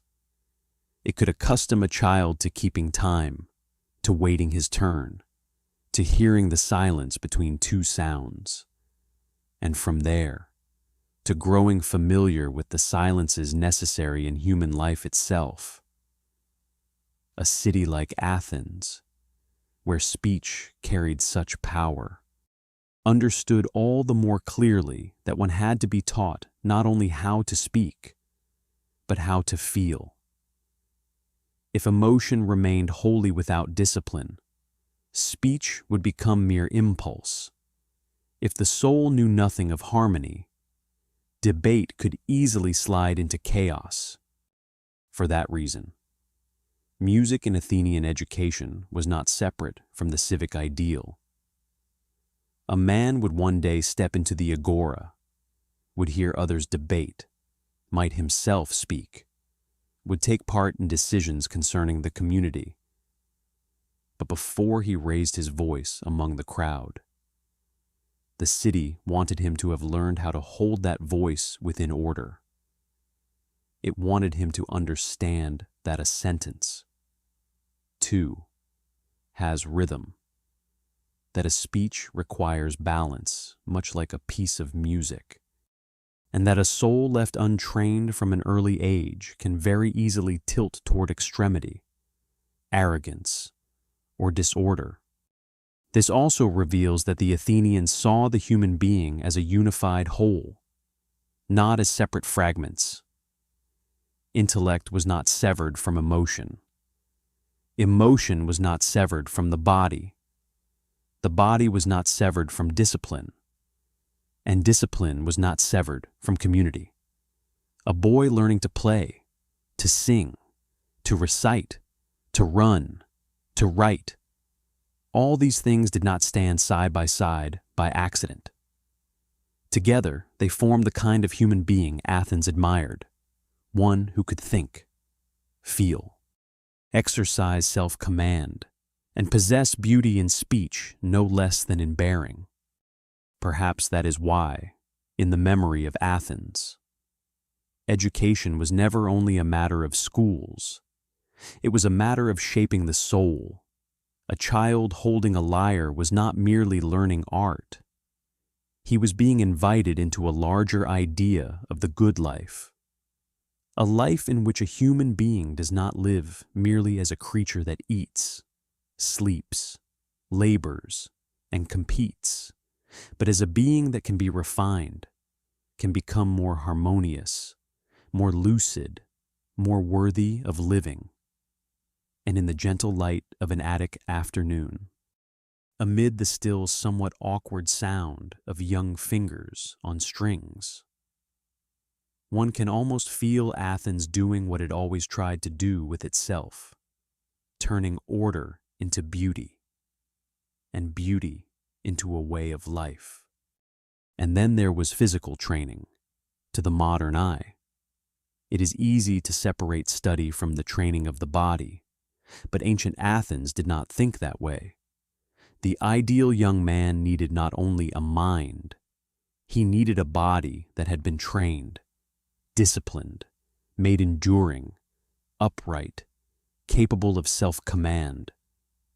And so the gymnasium, the place where the body was trained, was not merely a place for exercise. It was part of education, the sound of feet running over earth, the sound of wrestling, the teacher's instruction, the scent of oil rubbed into skin, sunlight falling over bodies in motion. All of it formed a world in which physical strength and intellect had not yet drifted very far apart. There is something deeply Athenian in the way they saw learning as a whole process. A boy did not grow up merely to know a trade, but to become a member of the polis, of the city community. He learned to read poetry, to recognize rhythm, to remember the heroes of old, to train his body, so that later he might step into public life without being entirely lost. This was not an education open to everyone. That remains true. But for those who could enter it, it was a process of forming a human being according to the Athenian ideal. And then, when those boys grew older, the city opened before them not only through the agora or the battlefield, but through the theater. In Athens, the theater was not something standing at the edge of life. It was one of the strongest centers of public imagination. If the agora was the place where men debated in their own voices, then the stage was the place where the city looked back upon itself through stories arranged, sung, and performed before the crowd. And for that reason, the theater was not merely entertainment. It was another school, a school of emotion, of ethics, of fear, of pity, of questions about human fate. Try to imagine an early morning during the festival of Dionysia. The city is moving in an unusual rhythm. People gather in greater numbers, dress more carefully, carry a stronger feeling of anticipation. The stream of people moving toward the theater resembles a procession toward some great rite. And in truth, it was exactly that.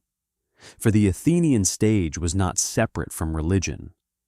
The plays were presented within a festival dedicated to Dionysus, the god of wine, ecstasy, transformation, and performance. That gave Athenian theater a very strange power. It was both sacred and public, both ritual and intellect, both a place to feel and a place to think. When the audience takes its seats upon the stone benches, daylight floods the stage, and the actor's voice rises before thousands. Athens enters a special state. There, the city listens to itself under other forms. Tragedy places upon the stage kings, mothers, warriors, the guilty, souls torn between duty and desire. And yet, though they wear masks, though they stand in costumes of another age, those figures still touch questions very close to the viewer. What is justice? Where does pride lead a human being? When does duty become cruelty? Is there any power greater than fate? A city that watches tragedy year after year could hardly remain entirely innocent before the complexity of life. In the shadow of the theater, one senses that Athens was not afraid of difficult questions. On the contrary, it seems to have needed them. A good tragedy does not lull its audience with an easy ending. It opens a crack in understanding.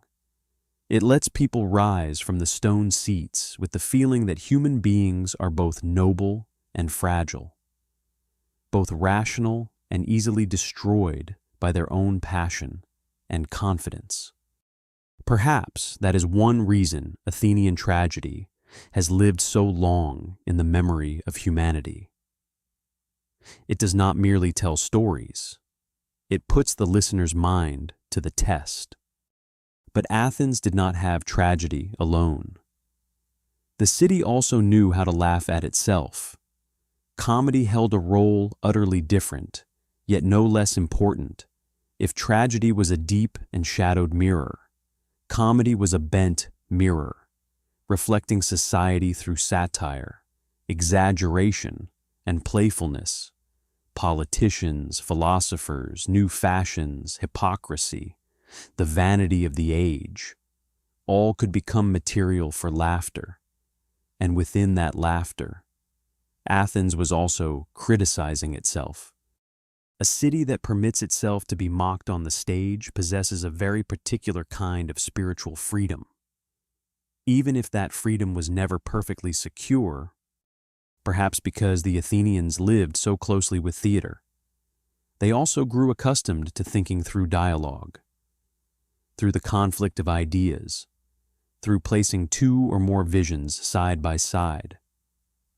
That helps us understand why philosophy could flourish so powerfully there. Philosophy did not fall from the sky. It grew out of an environment already accustomed to public speech, to an education rooted in poetry and rhythm, to a stage that could set painful questions before people without rushing to answer them. In such a city, there would inevitably arise men who pushed farther still, not merely telling stories of justice on the stage, but asking justice itself what it was, not merely praising virtue, but asking whether virtue could be taught, not merely living by habit, but wondering what it meant to live well. And so, somewhere in the streets of Athens, Socrates appears, not as a glittering orator or a teacher seated high upon a platform.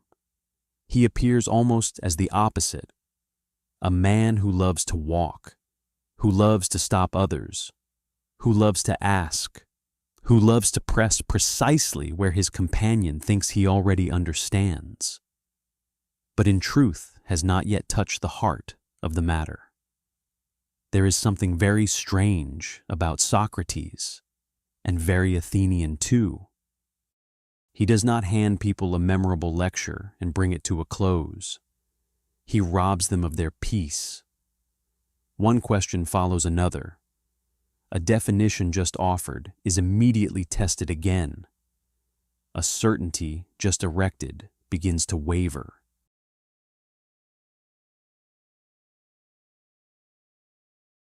Athens was already a maritime power before it became a symbol of philosophy. When people think of Athens, they often remember the Acropolis, the philosophers, the stone theaters, and the debates in the Agora. But there was another Athens, louder, saltier, more urgent, a city living by timber, rope, oars, and sunstruck water. This was the Athens of the navy, of the harbor, of long hulls lying in wait for dawn upon the Aegean Sea. Piraeus was Athens' true gateway to the world. If the Acropolis was the sacred height looking down upon the city, then Piraeus was the place where the city opened itself to the sea. There were the smell of salt, the smell of pitch, the scent of wet wood, the sound of hammers striking ships, the cries of laborers, and the moaning pull of ropes stretched tight in the wind. It was from here that Athens began not only to look toward the horizon, but to think about power. The land of Attica was not broad or fertile enough to sustain a great dream by farmland alone. Athens did not possess endless rich plains like certain other lands. Its stony slopes and shallow soil compelled the Athenians to look toward the sea as toward another kind of opportunity. The sea brought food, goods, news, alliances, and it also brought war, little by little. Athens came to understand that its future would not be decided on land alone. The triremes were the heart of Athenian power at sea. A trireme was a long, narrow, fast vessel, designed more for combat than for comfort. It skimmed across the water like a wooden spear, with tiers of oars and a bronze-sheathed prow made to ram enemy ships. A trireme was not beautiful in any soft or graceful way. Its beauty was sharp, exact, and entirely purposeful. An Athenian warship was not driven by one hero, but by hundreds of people holding a single rhythm together. Within the cramped and heated belly of the ship, the rowers sat packed shoulder to shoulder, almost breathing as one. There was no place for discord. One row falling behind was enough to cost the whole ship its speed. One command delivered unclearly could throw the entire rhythm of battle into confusion. Athens's strength, then, did not lie in the ship alone, but in its power to turn many bodies into a single motion. Athens was democratic in the square, but upon the warship it had to learn the discipline of perfect coordination. In the agora, citizens could argue, object, and persuade one another with words, but at sea, beneath shouted commands and waves striking the hull, there was no room for long debate. There, Athens lived by the beat of the oars, by command, by immediate obedience in the face of danger. And that gave the Athenian navy a peculiar character. It was both the product of a civic community and a machine demanding discipline that was nearly absolute. Silver from Laurion helped Athens turn wealth into power at sea. The silver mines at Laurion did more than enrich the city. They gave Athens the means to build more ships, equip more war vessels, and prepare for greater struggles still to come. A resource buried deep beneath the ground was transformed into timber, bronze, oars, and sailors. It was one of the most important decisions Athens ever made, not merely to consume wealth in the present, but to convert it into collective strength. Victory over Persia changed the way Athens saw itself before the wars with Persia. Athens was only one prominent city-state among many in the Greek world. Afterward, especially after its victories at sea. It began to see itself as a force shaping the common destiny. The city was no longer merely struggling to survive. It began to believe it had been born to lead. The Battle of Salamis was one of the most radiant moments in Athenian history. In the narrow straits, where the larger ships found it difficult to turn, the swifter, more agile Greek warships made full use of their advantage. One can imagine the crowded water, the light flashing from the waves, the crash of timber against timber, the shouts of men under mortal pressure. For Athens, this was not simply a military victory. It was the moment when the city felt it could stand before an immense power without being swallowed by it. After victory, Athens did not merely guard the sea, it began to control it. At first, the alliance led by Athens had been formed in order to continue resisting the Persian threat. But over time, leadership slowly tilted into domination. Allied city-states contributed ships, money, or tribute, and little by little, that alliance began to take on the shape of an empire.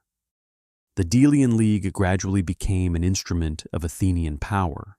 At first, the allies shared the same defensive aim, but as time passed, the center of all decision-making lay more and more firmly in Athens. City-states that wished to break away could be forced to remain. Tribute still had to be paid. Obligations still had to be fulfilled out of a protective network.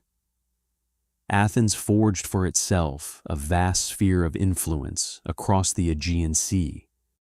Athens built its beauty even as the weight of its power grew heavier, as the city raised temples, restored the Acropolis, and made the face of Athens ever more splendid. Behind that beauty stood an entire system of wealth, tribute, and control. Great monuments do not rise from sunlight and stone alone. They are fed by the resources brought in by a maritime empire. Thus, the glory of Athens was both luminous and weighty. Athens' allies did not always feel protected.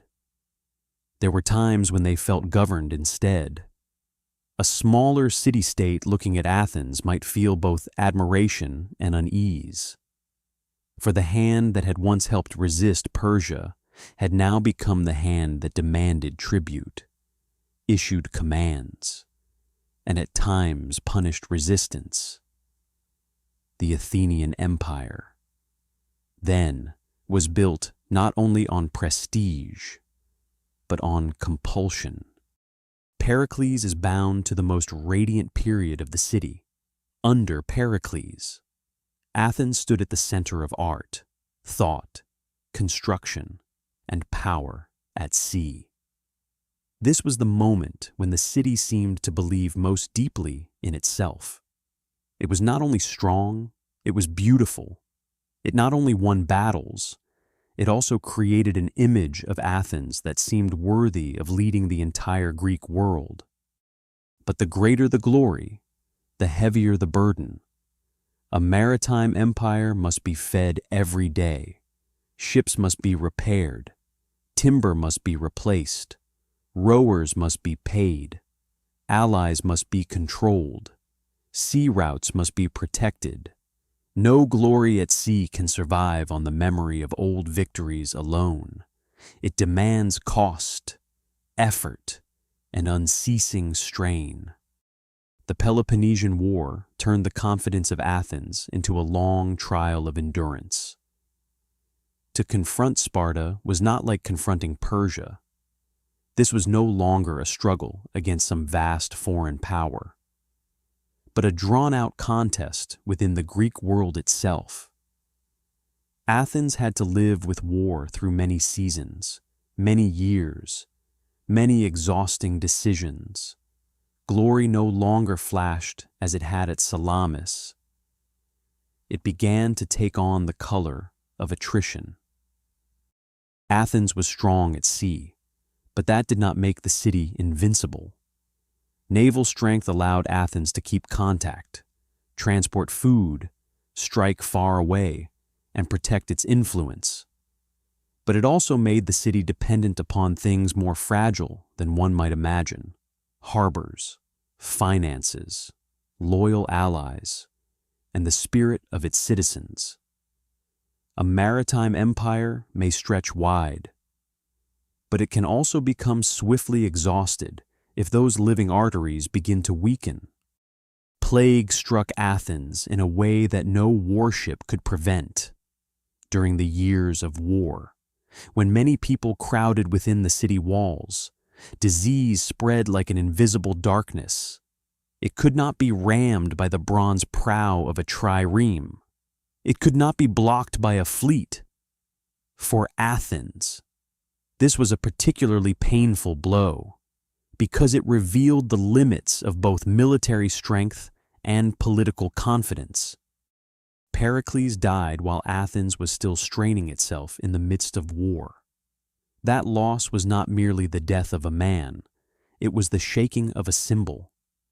The city that had once been guided by a clear vision now had to go on amid fatigue, argument, and unease.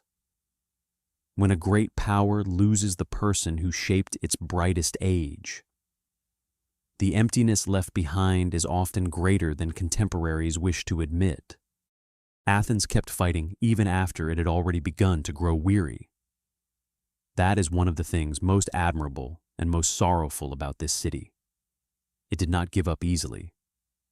It always believed that one more effort, one more plan, one more campaign might yet save the situation. But at times, it was precisely that determination that drove Athens into decisions too great for its strength. The Sicilian expedition was one of Athens' heaviest gambles, distant, costly, and filled with ambition. That campaign forced the city to pay dearly. The ships that had once symbolized naval pride now carried loss and wounds instead. Athens was no longer fighting merely to win. It had begun fighting to keep from losing still more. An empire does not grow weary only because it loses. It also grows weary because it must remain forever at the summit. That was something Athens gradually began to feel. Every warship launched was an expense. Every resentful ally was a danger. Every small defeat could shake a great structure. The greater the glory, the deeper the fear of losing it. And that fear could silently wear down a city no less than spear and sword on the battlefield. In the end, Athens had to live on after the most glorious period of its own life had passed. That was a harder fate than people often imagine. A city once accustomed to leading had to learn how to exist in decline. A place that had once made the whole Greek world look upward was forced to accept that it was no longer beyond dispute. The old victories still remained in memory, but the present was no longer as light as it once had been. Even so, Athens left behind an image that cannot be erased from the history of the ancient sea. The triremes gliding across the Aegean, the busy harbors of Piraeus, the channels of tribute, the allies drawn into its orbit. All these created an Athens very different from the image made only of philosophers and temples. This was an Athens of organization, ambition, technique, and power shaped into timber and launched upon the waves. Athens' warships carried more than soldiers. They carried the very idea of empire. Each vessel was a declaration that this city did not wish merely to remain within Attica. It wished to be present farther, stronger, more deeply in the lives of others. The sea is emptiness, but Athens learned how to turn that emptiness into a network of power. The glory of Athens was never truly light like sunlight upon white stone. Seen from afar, one easily notices only the splendor of temples, victories, and renown. But behind that radiance, there was always a very real weight. There was timber felled for shipbuilding, silver drawn up from the earth, the sweat of rowers cramped within the hot and narrow hulls, tribute from allies, and the unending anxiety of a city forced to preserve the power it had created. A maritime empire cannot live by the memory of victory alone. It must be sustained every day. Ships must be repaired, harbors must be guarded, rowers must be paid, allies must remain within Athens' orbit.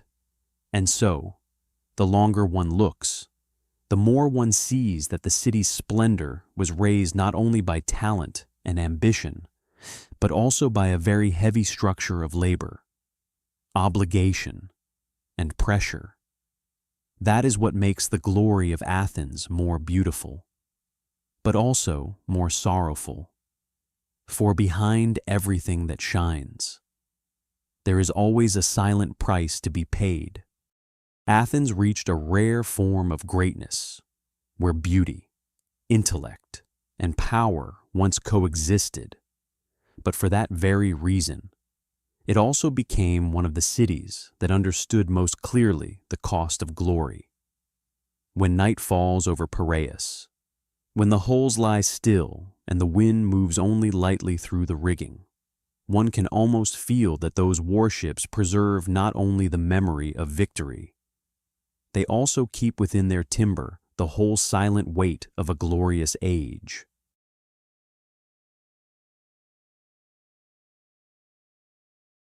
The Athenians did not set their dead outside the city through forgetting. They placed them at the edge of memory, where the roads leading beyond the gates still passed by. For in Athens, death did not make a person vanish at once from the shared life of the city. It merely changed that person's place, from a voice once present to a quieter, more enduring kind of remembrance. The great cemeteries of Athens often lay along the roads entering and leaving the city. That meant the living did not entirely turn their backs on the dead. Each time they passed through the gates, each time they left the city or returned, they could still see grave markers, small statues, names, and signs of remembrance. Athens, then, did not hide death far away. It placed death by the roadside, quietly reminding all who passed that every life would one day come this way. Death in Athens had ritual, order, and dignity. When someone died, a family did not merely lose one of its members. It entered into a sequence of obligations. The body was tended, prepared, wrapped, and laid out as though it still required the respect of the living, in houses once filled with the ordinary sounds of daily life. Another kind of silence suddenly appeared, heavier and slower. Women often held an important role in the first hours of mourning. It was they who stood nearer to the body, who wept more closely, who touched the loss at a more immediate distance. Their lamentations were not merely expressions of grief. They were part of the ritual itself, a way of telling the community that an emptiness had just opened within this house. In Athenian society, where women were less publicly visible than men, the funeral was one of the spaces in which their emotions appeared most clearly. The Athenians believed the dead deserved to be sent onward in the proper way. A death not honored with fitting rites left the living uneasy, not only because of sorrow, but because it carried the feeling that the order between two worlds had been broken. A life had to be closed with ritual, with a name, with the presence of family, so that the dead would not fall too quickly into oblivion. The funeral was the moment when a family stepped out of the privacy of the home and into public memory. The body was carried away, the loved ones followed behind, and the road from house to burial place became a journey both short and very heavy. Perhaps the light was still the familiar light of Attica, still falling upon stone walls and dusty paths. But for those walking in the funeral procession, the city itself must have changed color. Everything familiar seemed to recede by a single measure, as though Athens, too, were walking more slowly with them. Greek grave markers were often simpler than the splendor of temples, and there is something deeply moving in that. The city that raised great stone columns for gods and for the community often chose quieter forms before an individual death. A slab of stone, a line of inscription, a small relief, a seated figure, a final clasp of hands, a gaze preserved in stone. It did not take much to say that a human being had once lived.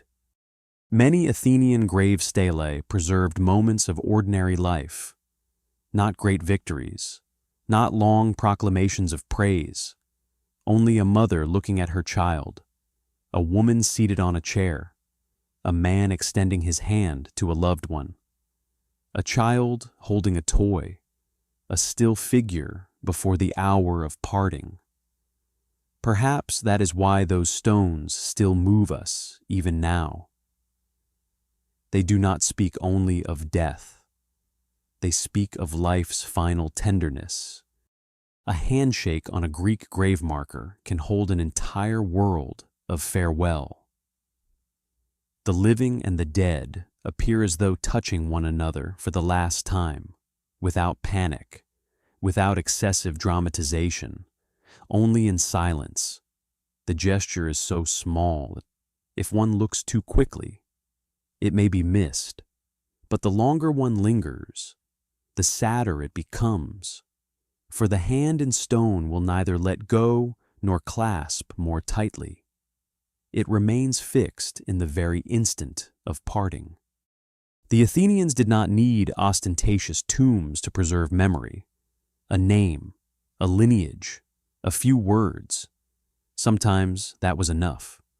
What mattered was not to make death grand, but to keep the departed still spoken of by name, in a world that valued family honor so highly.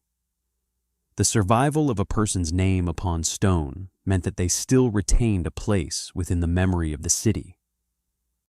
Children, too, were remembered in funeral rites and on grave markers. This is one of the quietest sorrows of the ancient world. Lives that had not yet fully grown, had not yet stepped into the agora, had not yet heard the full songs of festivals, had not yet seen more than a few courtyards and stone roads, still left behind a name upon stone. And it is that very brevity that gives carvings of children their special sadness, softer, perhaps, yet more lingering. The Athenians understood that family memory did not live only in storytelling, but also in objects. A grave marker, an urn of ashes, an offering, a line of inscription, all were ways of holding on to presence. For human beings do not remember with the mind alone. They remember with the eyes, with the hands, by passing a familiar place and stopping, by seeing a name upon stone and allowing memory to return of its own accord. The roads of tombs outside the city were perhaps where Athens grew most solemn. There was no sound of debate from the agora there, no lively rhythm of the market, no grand questions from philosophers. Only wind moving through stone, low grass growing at the foot of the markers, light changing color very slowly toward evening, and names remaining with time. If Athens lived by voices during the day, then here the city seemed to learn silence. The dead remained part of family honor. A family was known not only through the living, but through its ancestors, through those who had passed away and were still spoken of in memory. That made funerals not only private grief, they were also a duty of preserving names, something once considered hardly less important than wealth itself in the ancient world. A name properly kept was also a form of dignity. Athens held public commemorations for those who died in war. This was where private death entered collective memory. Those who fell were not only sons, fathers, and brothers of their own households. They became part of the story the city told about itself. Public funeral orations were therefore both mournful and political, honoring each life while also recalling the common ideals for which they had died.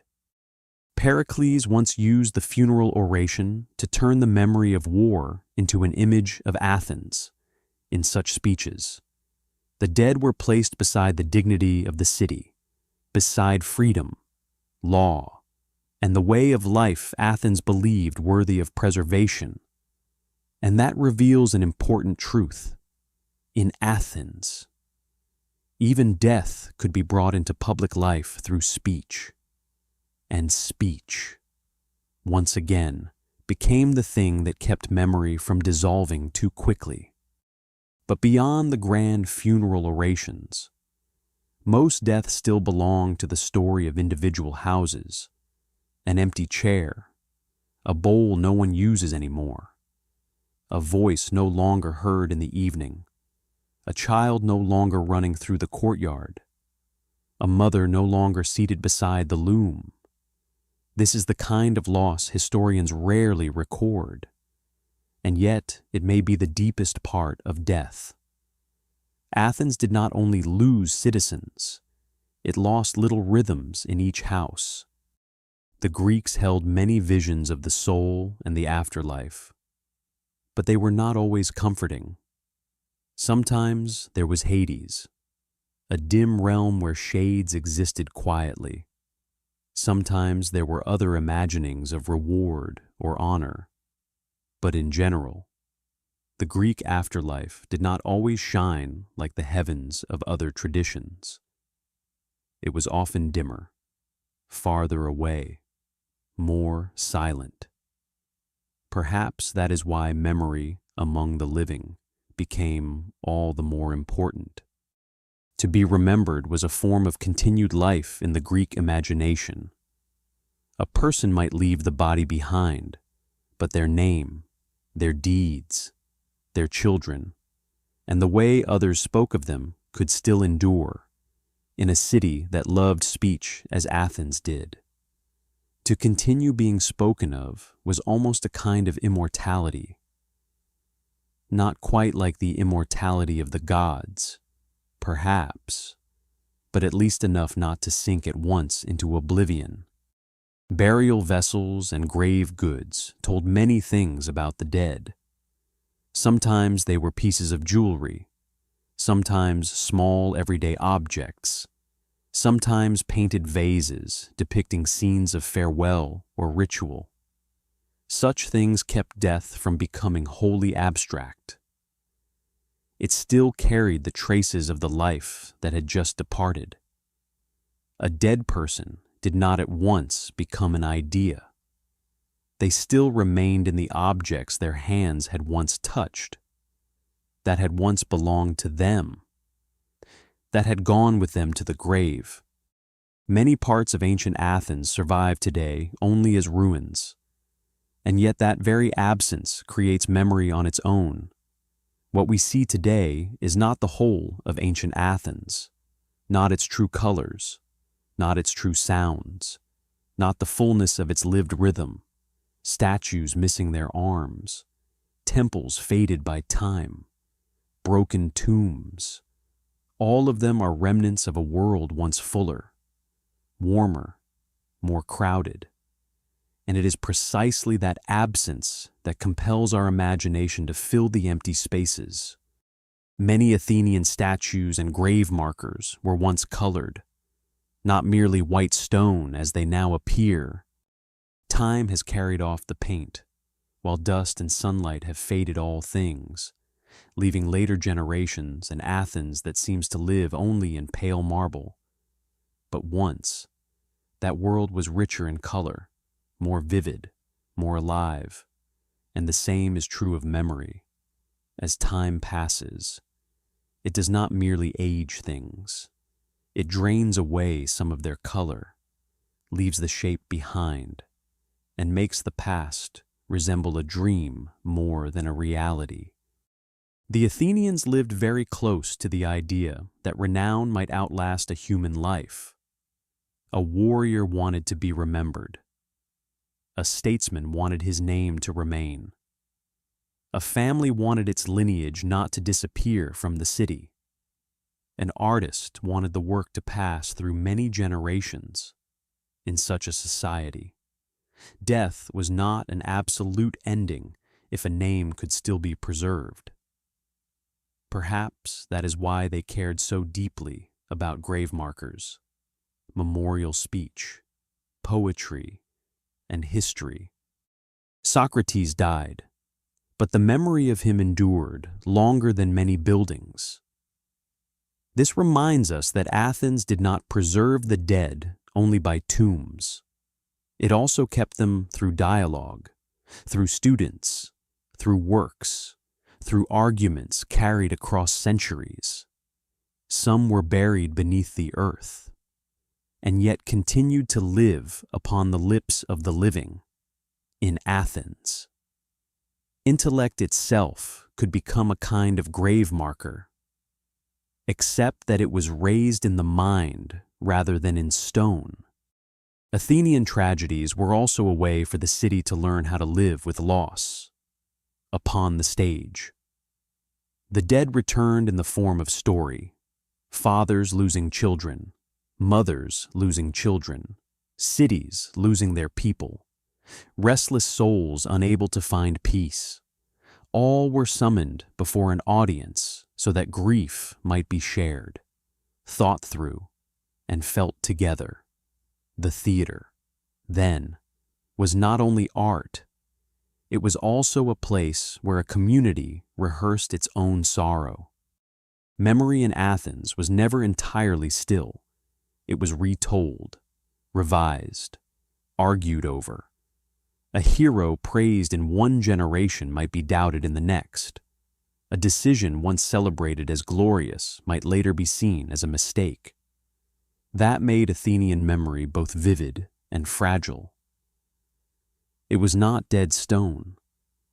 It was a conversation extending through time. Even the decline of Athens became part of the city's memory of itself. People remembered not only the age of splendor, they also remembered the years of war, exhaustion, loss, and the long shadow that followed the height of greatness. That gave Athens a sadder depth than many other cities. It was not only a symbol of victory, it was also a reminder that even the most radiant places must eventually pass into twilight. The late afternoon light is perhaps the truest light for the Athens of memory. Not the fierce noon, when the stone shines too harshly, not the deep night, when all outlines disappear, but the end of the day, when columns turn gold, the wind softens, shadows stretch along the road, and the whole city seems to settle just enough for memory to rise.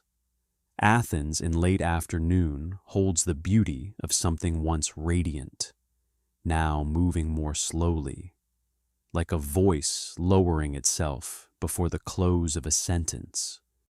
If one stood on a road beyond the city walls at such an hour, Athens might appear both near and far. Behind lies the city of temples, markets, theater, schools, harbors, and countless voices. Ahead lie grave markers, low grass, old stone, and silent names. The living stand between those two worlds, between the day that still goes on and the memory of those who have already stopped. Perhaps nowhere else does a human being feel time more clearly than on roads like these. What remains of Athens today is only a small fragment of what Athens once was. And yet at times, that small fragment is enough to awaken an entire world.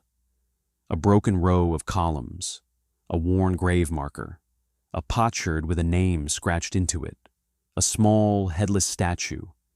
Any of these can make one imagine voices, faces, footsteps, the glow of an oil lamp, the sound of wind, a funeral procession, or someone standing long in the afternoon before the grave of a loved one. Ruins are not the whole past. They are a doorway opening into imagination. Athens lives on in architecture, in politics, in philosophy, but it also lives on in the way human beings learn to remember, to raise markers for the dead, to speak the names of those who are gone, to place loss into speech, into ritual, into collective memory. That too is a legacy, not as loud as columns or victories, but perhaps far more enduring. For in the end, every civilization must answer a profoundly human question. How will we keep those we have lost with us? And perhaps that is the final thing Athens leaves us in this chapter. That a city is made not only of what it builds in strength, but of how it remembers once all things have passed, of the way it slows beside a grave marker, of the way it lets the evening light fall across the names of the dead, of the way it understands that human life is brief, yet memory, if kept through affection, ritual, and speech, may travel much farther. When night falls over Athens, the tomb roads beyond the city likely sink into silence first. The wind moves across the old stones. The sky darkens above, names no longer spoken each day. Farther off, the city still holds the warmth of life, but here, everything grows quiet sooner, as though time itself is beginning to walk more slowly. And in that slowness, Athens no longer appears as a great power, no longer as the school of Greece, no longer as the city of warships or assemblies. It remains only a place where human beings once lived, once loved, once suffered loss, once buried one another, and once tried to hold one another a little longer in memory. That is perhaps the final light of Athens, not the blazing light on white stone, but a light later, softer, sadder, the light of memory, the light of things no longer whole, yet not entirely gone, the light of a city that, even after it has receded into history, still knows how to speak very softly to those willing to stand still a little longer and listen.